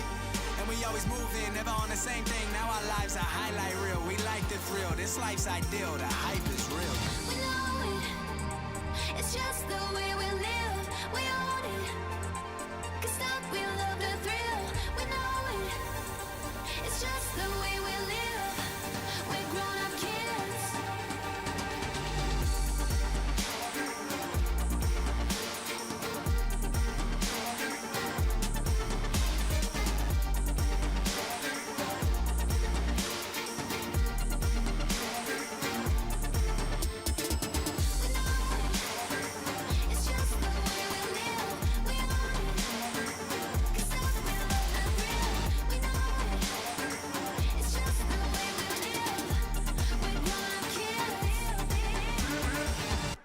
We're grown-up kids.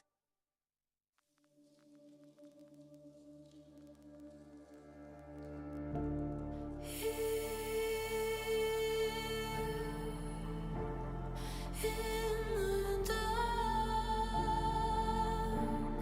stone cold, sinking deeper.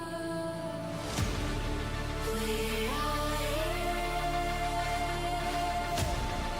we keep holding on, dusk till dawn.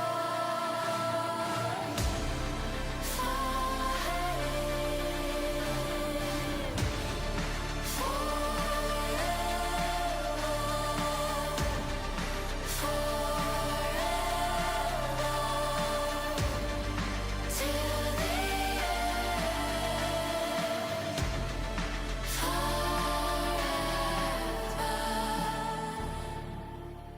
when the water rises.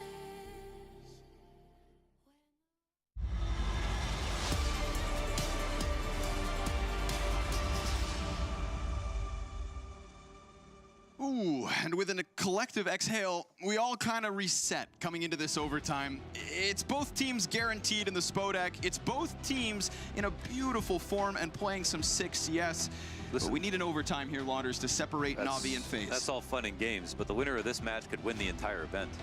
Fair. It could come down to this semi-final spot. I mean, if Faze win this match, they beat Navi on land.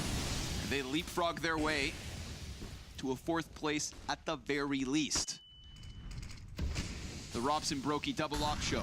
$12,500 in overtime. Oh, and the timing. That's Boomich battering Robs. Twist can't get the trade, and he just falls down into the alligator pit. Electronic finds him, and we've got Navi succeeding. In the very first 30 seconds of overtime, Kerrigan feels the heat of the apartment's push. Boomich has not been able to find him. He doesn't know just yet, but they could still be aware of it. He just doesn't want to pass the window. So that doesn't mean his team aren't prepared. Now, if Kerrigan stays alive, they might jump through the window unsuspecting. Brokey's coming through. Boomich will take him out, and they've ISO'd Kerrigan. Are they aware of this? Will they clear it well? Yes, they Chance will. for him to get a kill. He gets Goomba stomped. One left alive in Rain, and the easiest round so far that we've seen from FaZe. Dude, that felt so incredibly simple. So many things went perfectly on that jump out into middle. Robs is holding the cat push, and then switches attention back to the top of mid. And Navi's little trick there to come through on that timing was enough. Then after Twist got displaced, he was relying on Robs. Robs was relying on him. And then he fell into middle, and the best they got was a bunch of damage on Electronic. Twist too slick. slides right off of Cat into the bottom of middle, dead. Boomich just finding that cross. Brokey kind of loses attention for just a second, and that is his fatality. That's the kind of crafty call in overtime that makes Navi who they are too. Showing a little bit of depth in their playbook. It's a little bit of Kerrigan, honestly. They got away with everything they could have hoped for. One hell of a streak here already on T side coming into OT. Faze just need to slow it down. I mean, just to switch over. They would feel fine with that. Gotta somehow stop them. Stun them, stump them. Something. Two players quickly to the bottom of connector. Rop's looking for a good angle. Oh my God, no way. So close. Misses them on the smallest timing once again. We've seen this exact position play out, and noise is made. Rain also gets his opening kill, and Rob's might be offered two. Yeah, he gets it. 3 kills immediate for Faze. And now Rob's just gonna try to keep himself alive. How can Electronic claw back this situation? It's dire for Navi. Rain, oh, another! Between him and Robs, it is just a shutdown in the second of OT. Just as quickly as Navi take the first, it's Faze to find the second. And we continue to be competitive coming out of overtime, and that is Faze finally ending the streak in the first 3 rounds of OT. Now there's one more to go. One more CT round to see if it was nerves keeping them out of ending in regulation.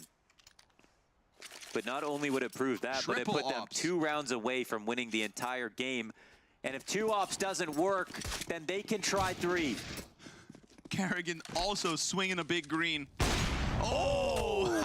Okay. But maybe you need more than 3 to stop this man. Simple, immediate pickup onto Rops. He is done on the CT side of overtime for Faze. Kerrigan tries to find contact deep apartments. There is a chance that either Bit comes back up from underpass, or that would have been it. But a difficult flick to hit with Perfecto flying into the underpass, joining his teammate. No, they still know that another op exists on the server. It's going to be towards A site, so they might think about it, even though they don't know Brokey bought it along with Rops. That's going to count against Brokey, unfortunately, in terms of how careful they are. We're starting to rotate in. Got Rain standing in the site. The first time an A attack's coming on, they don't have anyone on Palace. Rain in this off angle, trying to catch them as they make it across the site. Open to A ramp a little bit. Rain opens up. Brokey with another. That's Bit inside of the window. Now a missed shot, but still, look at this kill feed. It's nothing but Faze. They do that. They take the risk. They leave it open to A ramp. They play Rain on the opposite side of triple, so they can fight connector specifically. Oh my. It calls out the attack. It works out. Rain has been on the wrong end of some of these engagements. I mean, leading out of OT, and when it matters the most, finds his. And Brokey finding Bit in window before they're able to come up from connector. Wow. Did it feel to you as well like that smoking connector served as the trigger for Navi? It just felt like they just tried to force it and then all of a sudden realized that they had stepped on the trip mine that was that A setup.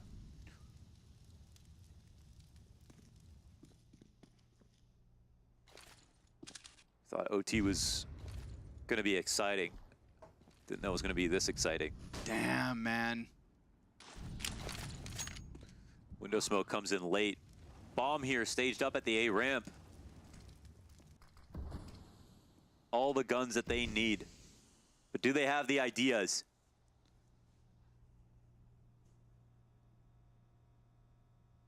Simple knows. And he has a friend behind him to make sure he doesn't have to turn around. Even Electronic is bolstered. Look, coming up to the A ramp ready, but is he gonna drop a nade? He only has a flash. He's gotta hit this hard angle. First one's there, but Brokey's able to answer. That immediately draws Simple out of connector.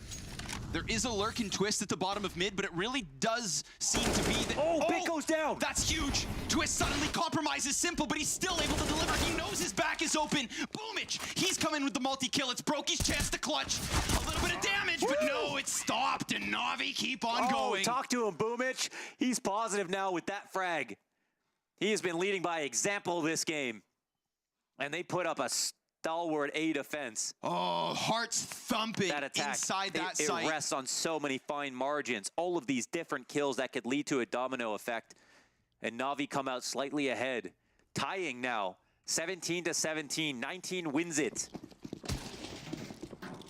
18 is nothing but a sigh of relief, double overtime at the least. Why go to quarters when you can just win 2 rounds? Right, 2 rounds between them and the semifinals, and that is for either of these teams. A jump and a punish. Rain down for the count. Electronic almost catching Twist in the underpass, but Electronic's not safe here. And they're gonna throw Brokey onto the front of it. That's the answer. Electronic's dead, 4v4, and an op swap back. Brokey to the rifle, Boomich with prying eyes down ramp. I may have seen Robs. It's been on point recently. Yeah, They're looking to search this back, yeah. Do they need Search to and even, destroy. Do they need to fight him in the ramp, or do they just need to wait for the A attack? They flash in, ISO'd, Rops is down, Bomb is coming closely behind it, but they know the plan towards A. Oh, Kerrigan, what a crucial duel to pick up. If you've only got 9 kills and that's one of them, with 50 seconds left, they can reroute, and if they go all the way to this B site, our eyes have so consistently fallen on Brokey, and the reason here is because his 2 teammates nearly dead. Perfecto is pulling guard, and it looked like the commitment was going to come in, but there was enough time. And there's a timing on window, and if they run by, they actually score a plant. No way, Navi, you're going to give up the entire site. Twitz has already posted on window. He's got that scope back up. Oh, Perfecto catching Kerrigan. Remember, it's low HP for Twists. And now that angle that he so desperately needed has been covered in smoke. Shrouded in secrecy are the CTs within market. And Brokey trying to piece this together. They give the responsibility to Bomb back. Twist goes down. Brokey goes deep. He doesn't have the bomb. He doesn't have the time. He simply doesn't have the time. The other CTs all the way in the apartments, and we've got Navi on 18, 1 away.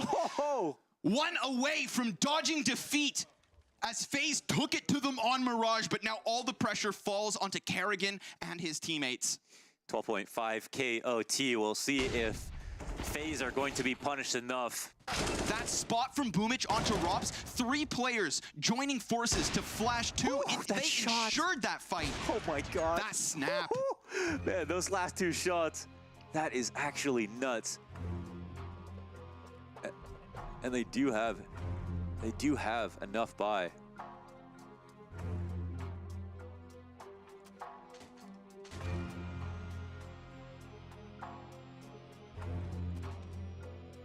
Oh my God.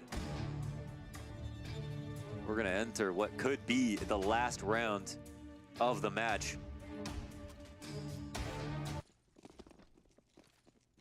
FaZe looking for double overtime. The mid round was ambitious, but on low HP it was actually the right idea. Fast down mid they are, and Electronics out in the open, but Rain adjusts. He hangs on. It's an obtuse flick, 40 degrees or more, off right into Electronics' head.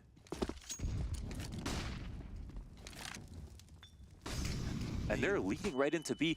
Simple doesn't have any support here. Oh, does he need it? Click! He's still alive somehow. Kerrigan trying to get the better of him. Perfecto bails him out. Twist also falls. The Perforator putting a hole in this B site. FaZe, though, an answer. They've got man advantage, and this one's not done yet. Perfecto's got that 3rd, and he's just looking for what's left. It's only Brokey to remain. He comes around the corner, and he's gonna answer with just a little bit more, and a Molotov will buy such crucial amounts of time. Smoke atop of it, and Brokey, with hands no longer busy, fades away, his trusty op in hand. Oh my God. We know he can clutch, but right now it's his headshot for FaZe, and we go again. No way. No way he clutches with that deagle. Another overtime to go because of that. The trust with that amount of pressure to put it on that sidearm is insane. I can't believe that, man. That's Perfecto doing the Lord's work, honestly, with this M4 rotating in through a market. 3 frags. They had that sight turned upside down. That call from Kerrigan, it had just the right amount of fire. It's just as fast. We got to get in the server, man. Okay. We've already got players up catwalk. No way. We had. Oh, he misses. It's somehow. What's just happened? Robs will trade back versus Boomich. They're crossing A. The flash is perfect. Dude, Simple back-to-back rounds, just blind and missing shots. The utility is zoning him so intensely. 3 Molotovs. And a pause in the action for Faze. If Faze play this correctly, it's going to favor them. It's the CTs that have too many things to cover in this position. They have a few grenades, but you know, this one smoke, I think, will bring out your insecurities, and they are organizing to try to do something together to change it up. But the site defense is slow, but the bomb is still in mid. Kerrigan can make the difference. Man, 3 CTs are all here, ready to fight. And Robs tries to take it to them. Oh! They lose everything. The 3 CTs reorganizing. Pulling guard on the B site completely. Getting out of jungle entirely. Coming through CT spawn. It's the perfect mid-round call.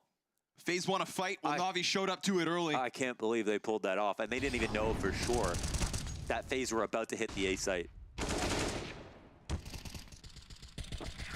Oh, that's nasty right through the smoke.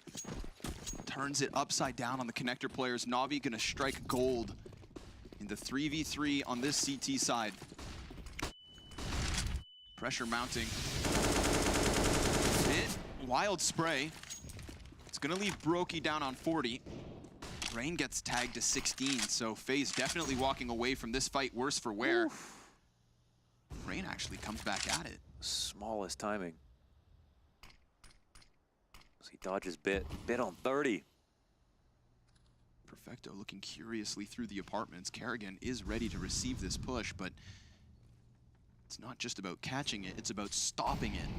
And if he walks into the scope right now, Perfecto, oh, didn't get the kill right away. He doesn't know if there's multiple players, so he decides not to give that chase, but you could argue Kerrigan lucky to be alive. And Rain blindsided, did not expect for Bit to be on top of ladder. They want to try to get in here. I mean, he can still stay up top inside of ladder room. He's got full rain. Oh, electronic. What is that spray? From Palace to jungle. Looking for a third, but Brokey trades it back. Boomich in with more impact, and Bit going to be the end of this one. It's 20 for Navi on the cusp of a clean sweep in this second CT overtime half. 2 to end it. 2 to end it. But 2 with a 2-round lead. Oh, that electronic flick. Insane. That's from long range to short range with this spray transfer. It's nasty. Oh my god. That's what Twist does to people. Taste of his own medicine. Faze looking to catch their breath. Electronic right back at it. Aggression out of the bottom of connector. 3 rounds in a row. Yeah, he's trying it every single time versus Rain. Hey, as long as he wins most of his fights, that's good enough. He knows they want to make that play happen. Electronic was fine. Let's rumble. That'll suck the life right out of you. 4v5. Reset of the position. No positional compensation off of that move. Mid control has just felt impossible in this second overtime for Faze. Finally, they're given a little bit of room to work with, but are they just being corralled to their own end? Got Bit and Boomich within this A site. Oh my god. Good grenade damage, makes Twists all the more susceptible to slip aside. The star with a rifle right here. And I feel like he is just hunting this confidently. And why not? He's got Boomich to ensure him with the Palace control. He's got Electronic over on jungle, albeit Electronic on 20 health. Bit will find Twist's head. And then he dives back into the cover. 30 seconds left. Electronic executes 2. Comes back through the smoke. Rops is going to try his damnedest to answer, but no. A clean sweep from Navi in double OT. Okay, now they know. The smiles are back on their faces. They switch over. 3 opportunities to close out. And a free ride to semis. That half of overtime right now, that's Electronic. Bottom of connector Insane. Into Rain multiple times. Multi-kills from jungle onto the stair players multiple times. Some of those spray transfers are insane. And this could be it right here. Off to the T side, what will they try? It's got to be flawless, Faze. Faze were adamant about connector control and then failed. Robs will try the same play out towards mid to catch somebody. Brokey will be the one to get it. So far, so good. Oh, they shut it down. And that's what looks like a B split coming on. So they'll rotate over.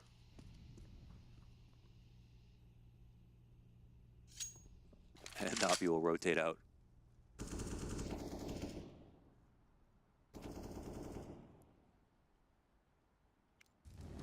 One smoke still to work with here for Navi. Bomb's been left at the top of middle, so looks like they're going to play with their time. They've got plenty. Oh, Simple peeks into Twist's crosshair. Things looking more and more dire as Twist connects yet another. Good timing on his peeks into mid, finding 2 Ts with backs turned. Oh man, with these two teams, it's crazy how much rests on that first engagement. It's 21-19. They just know how to snowball off it. That's why we always reference that 5v4 win percentage, especially when it comes clean, no instant trade back. And with your connector player, they always have a red to escape through that smoke that they put down themselves. Everybody wants a piece of the action in mid. Who will stand the tallest? Who will stand the longest? This is a grueling back and forth.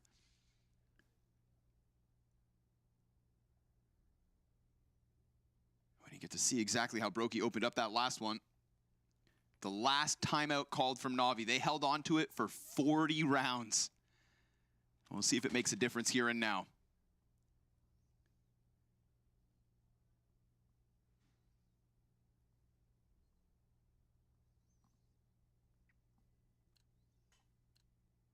There's so much that they can do.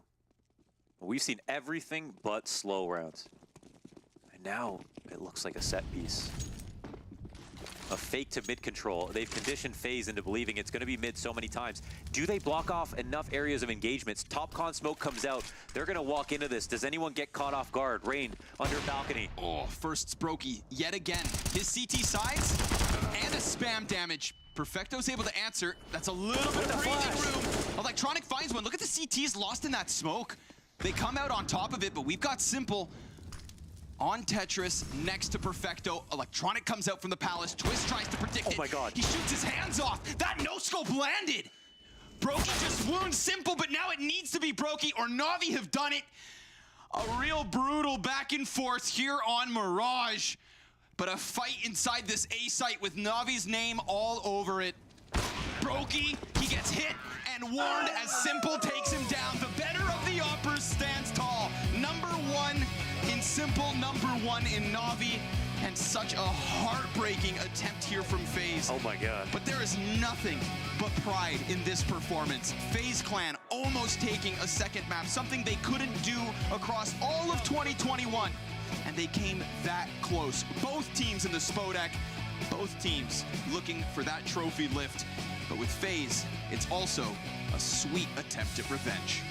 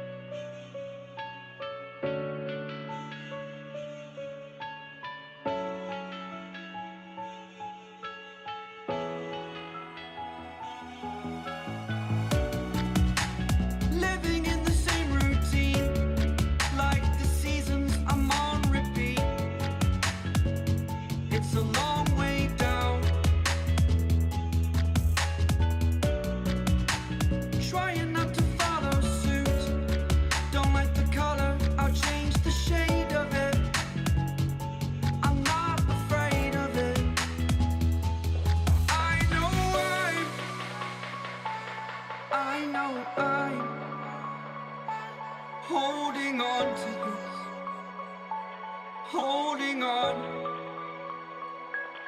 I know I'm holding on to this, holding on. Don't let me repeat it.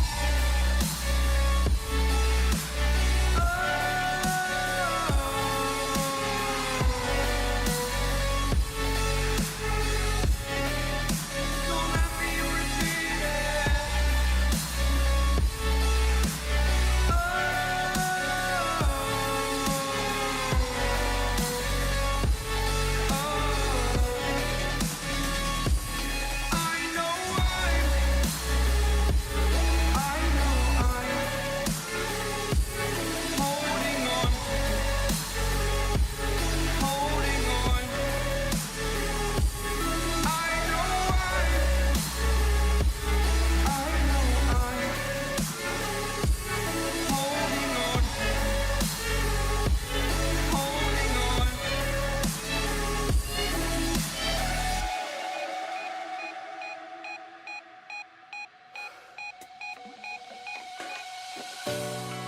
Fast forward a year or two, friends have changed, but so can you. So can you.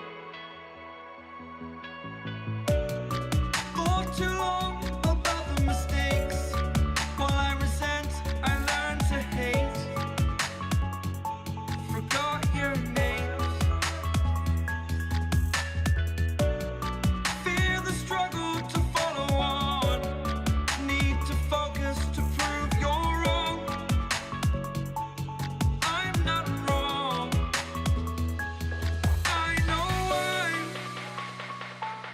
I know I'm holding on to this, holding on. I know I'm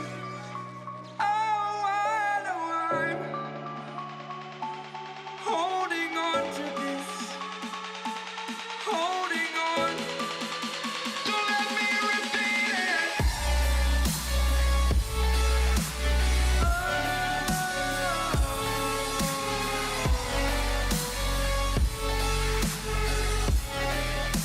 Don't let me repeat it.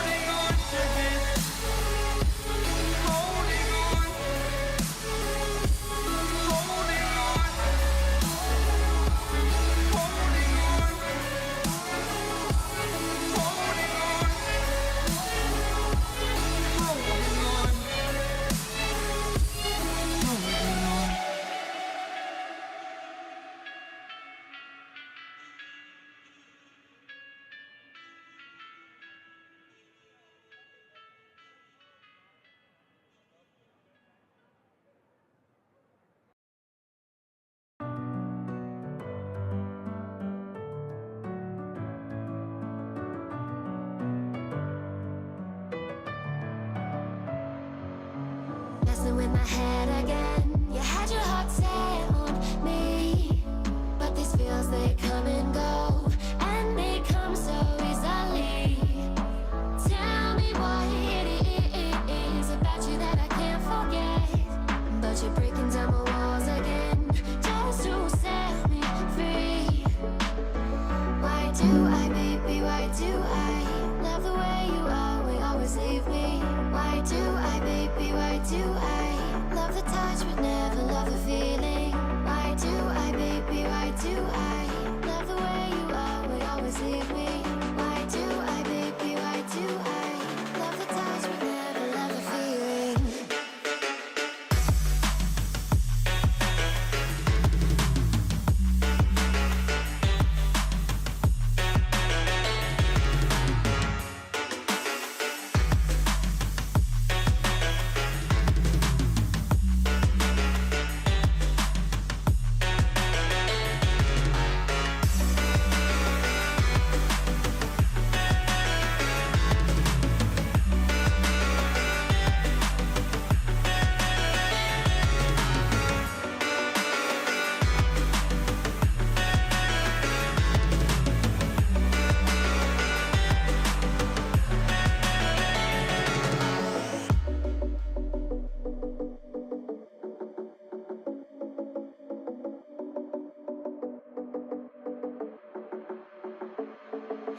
Staying up when I go out, you gotta know I'm all yours. But when I say what's that about, you start slurring your words. Tell me why you have to seem so distant when I'm holding you. Your fingertips are drifting away, and I fucking love how it hurts. Why do I, baby, why do I love the way you always leave me? Why do I, baby, why do I love the touch but never love the feeling? Why do I, baby, why do I love the way you always leave me? Why do I, baby, why do I love the touch but never love the feeling? Why do I, baby, why do I? Why do I, baby, why do I? Why do I, baby, why do I love the touch but never love the feeling?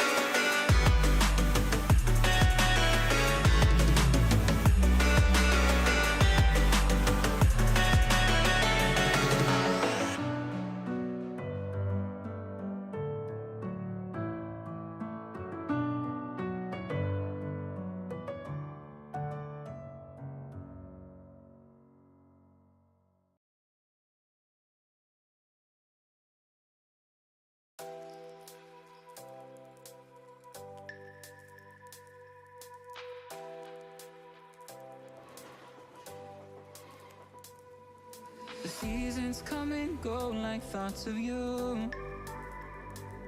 Like a wave returns to the sea, into the blue. They change but in a cycle that I can't lose. Each painful but delightful to live through. You came into my life, just a good another season. Not for them, just a time, just a good another season. You came into my life, just another season. Not for them, just a time, just a good another season.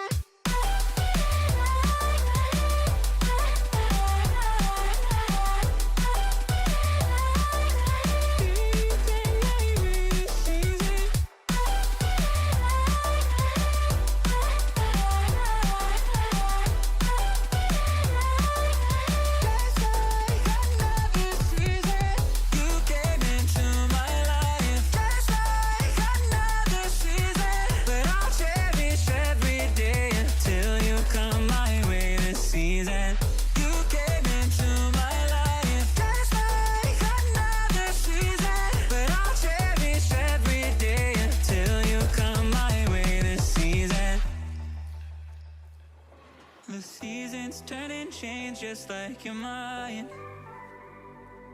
Like the sun gives into the moon, into the night. Time continues marching, it slowly crawls. With each new one starting, I recall. You came into my life, just a good another season. Not so long, just a time, just a good another season. You came into my life, just a good another season. Not so long, just a time, just a good another season.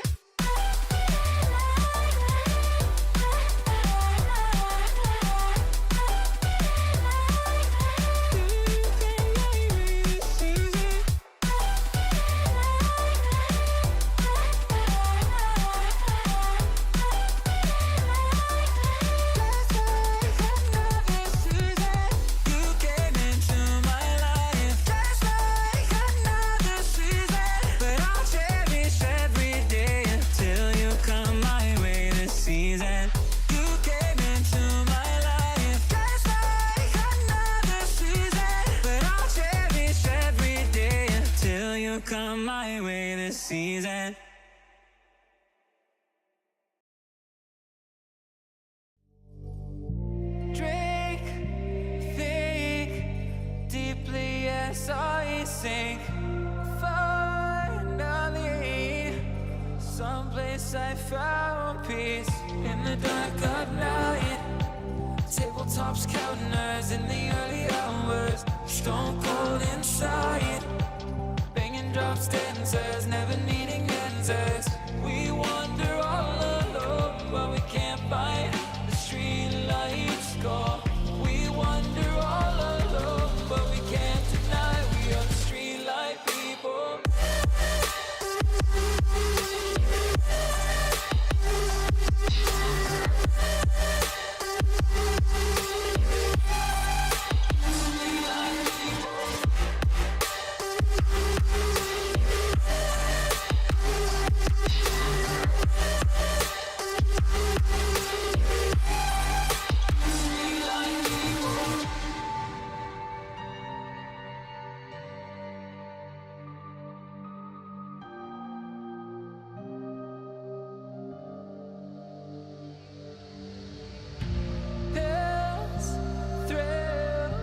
Chasing whatever kills. For so long I forgot how it feels in the dark of night. Tabletops counting hours in the early hours. Stone cold inside. Banging drops, dancers, never needing answers. We wander all alone, but we can't find the street lights go. We wander all alone, but we can't deny we are the street light people.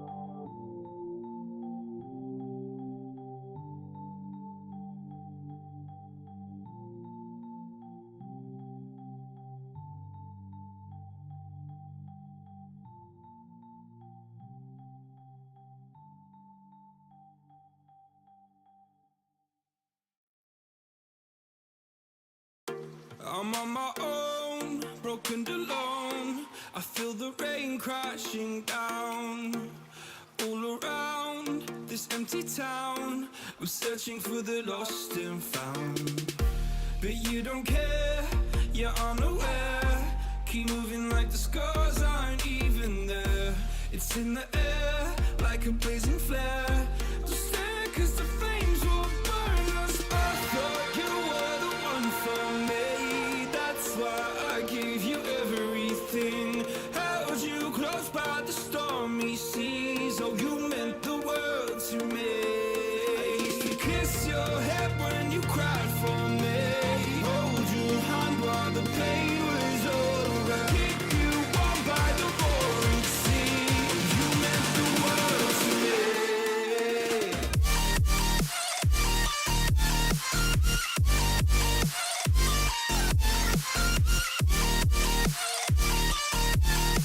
Oh, you meant the world to me.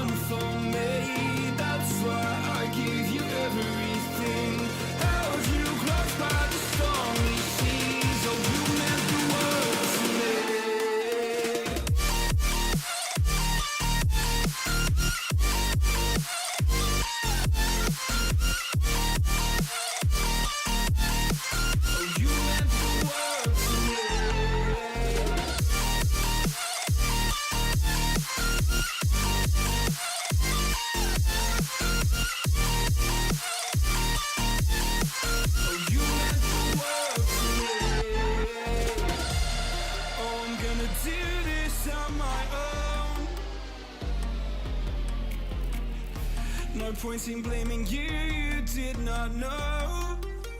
Oh. I thought you were the one for me, that's why I give you everything. Held you close by the stormy seas, oh you meant the world to me.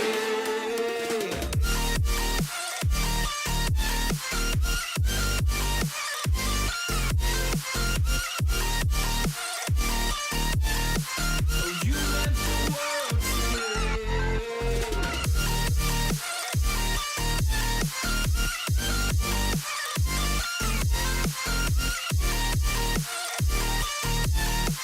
Oh, you meant the world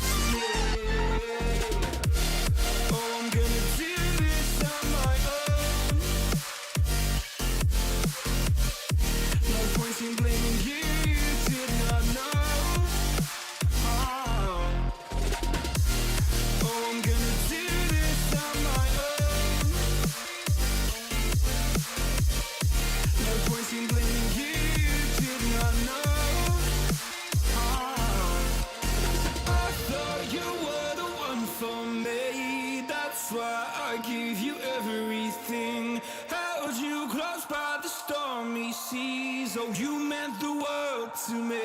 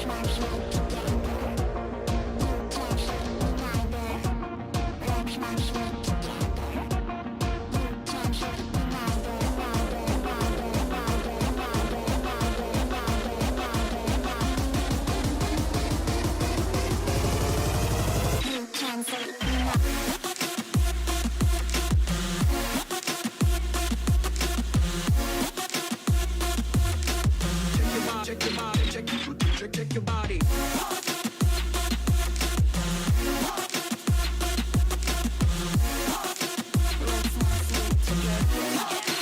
You can't sleep neither.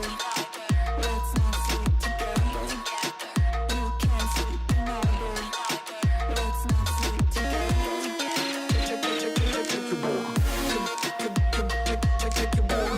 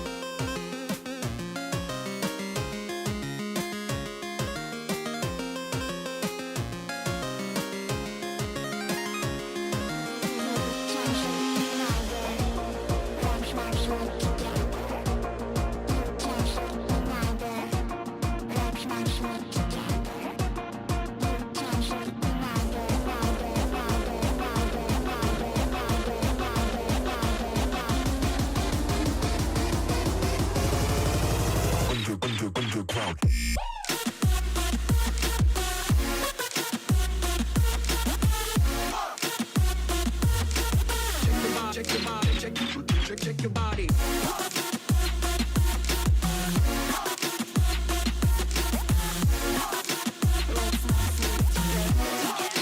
You can't sleep neither.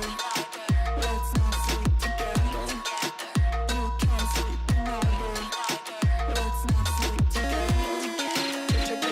Check your ball.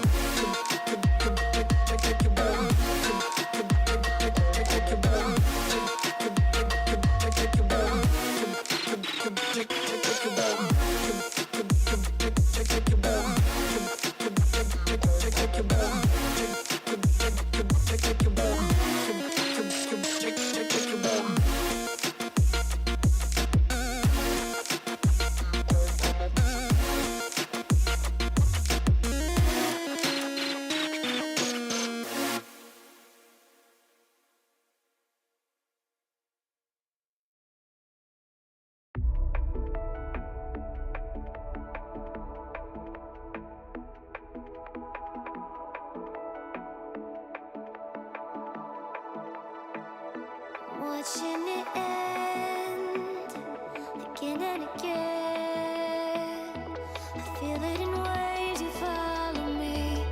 Drifting to places I should leave. So close to the edge of something so perfect.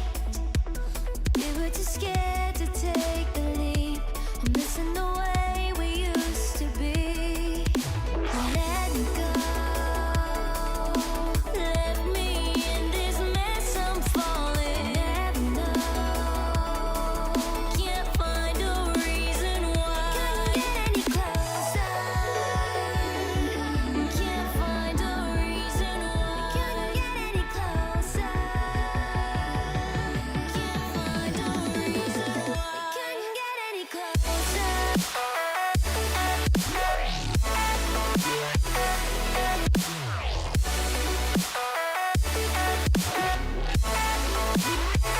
Can you get any closer?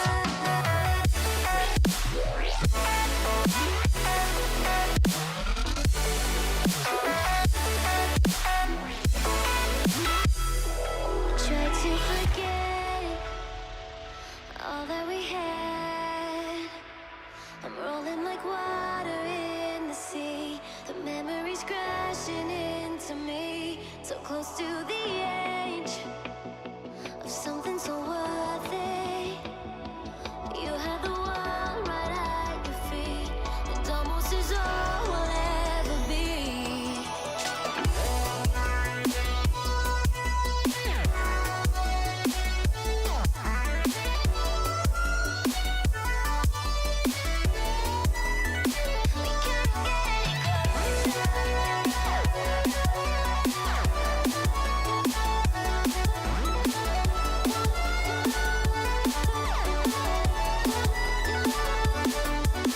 Let me go. Left me in this mess I'm falling. Never know. Can't find a reason why. Couldn't get any closer. Can't find a reason why. Couldn't get any closer. Can't find a reason why.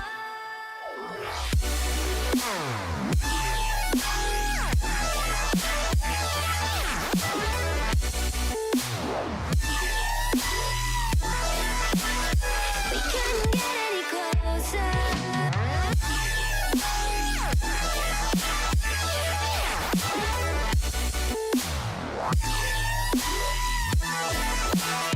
We couldn't get any closer.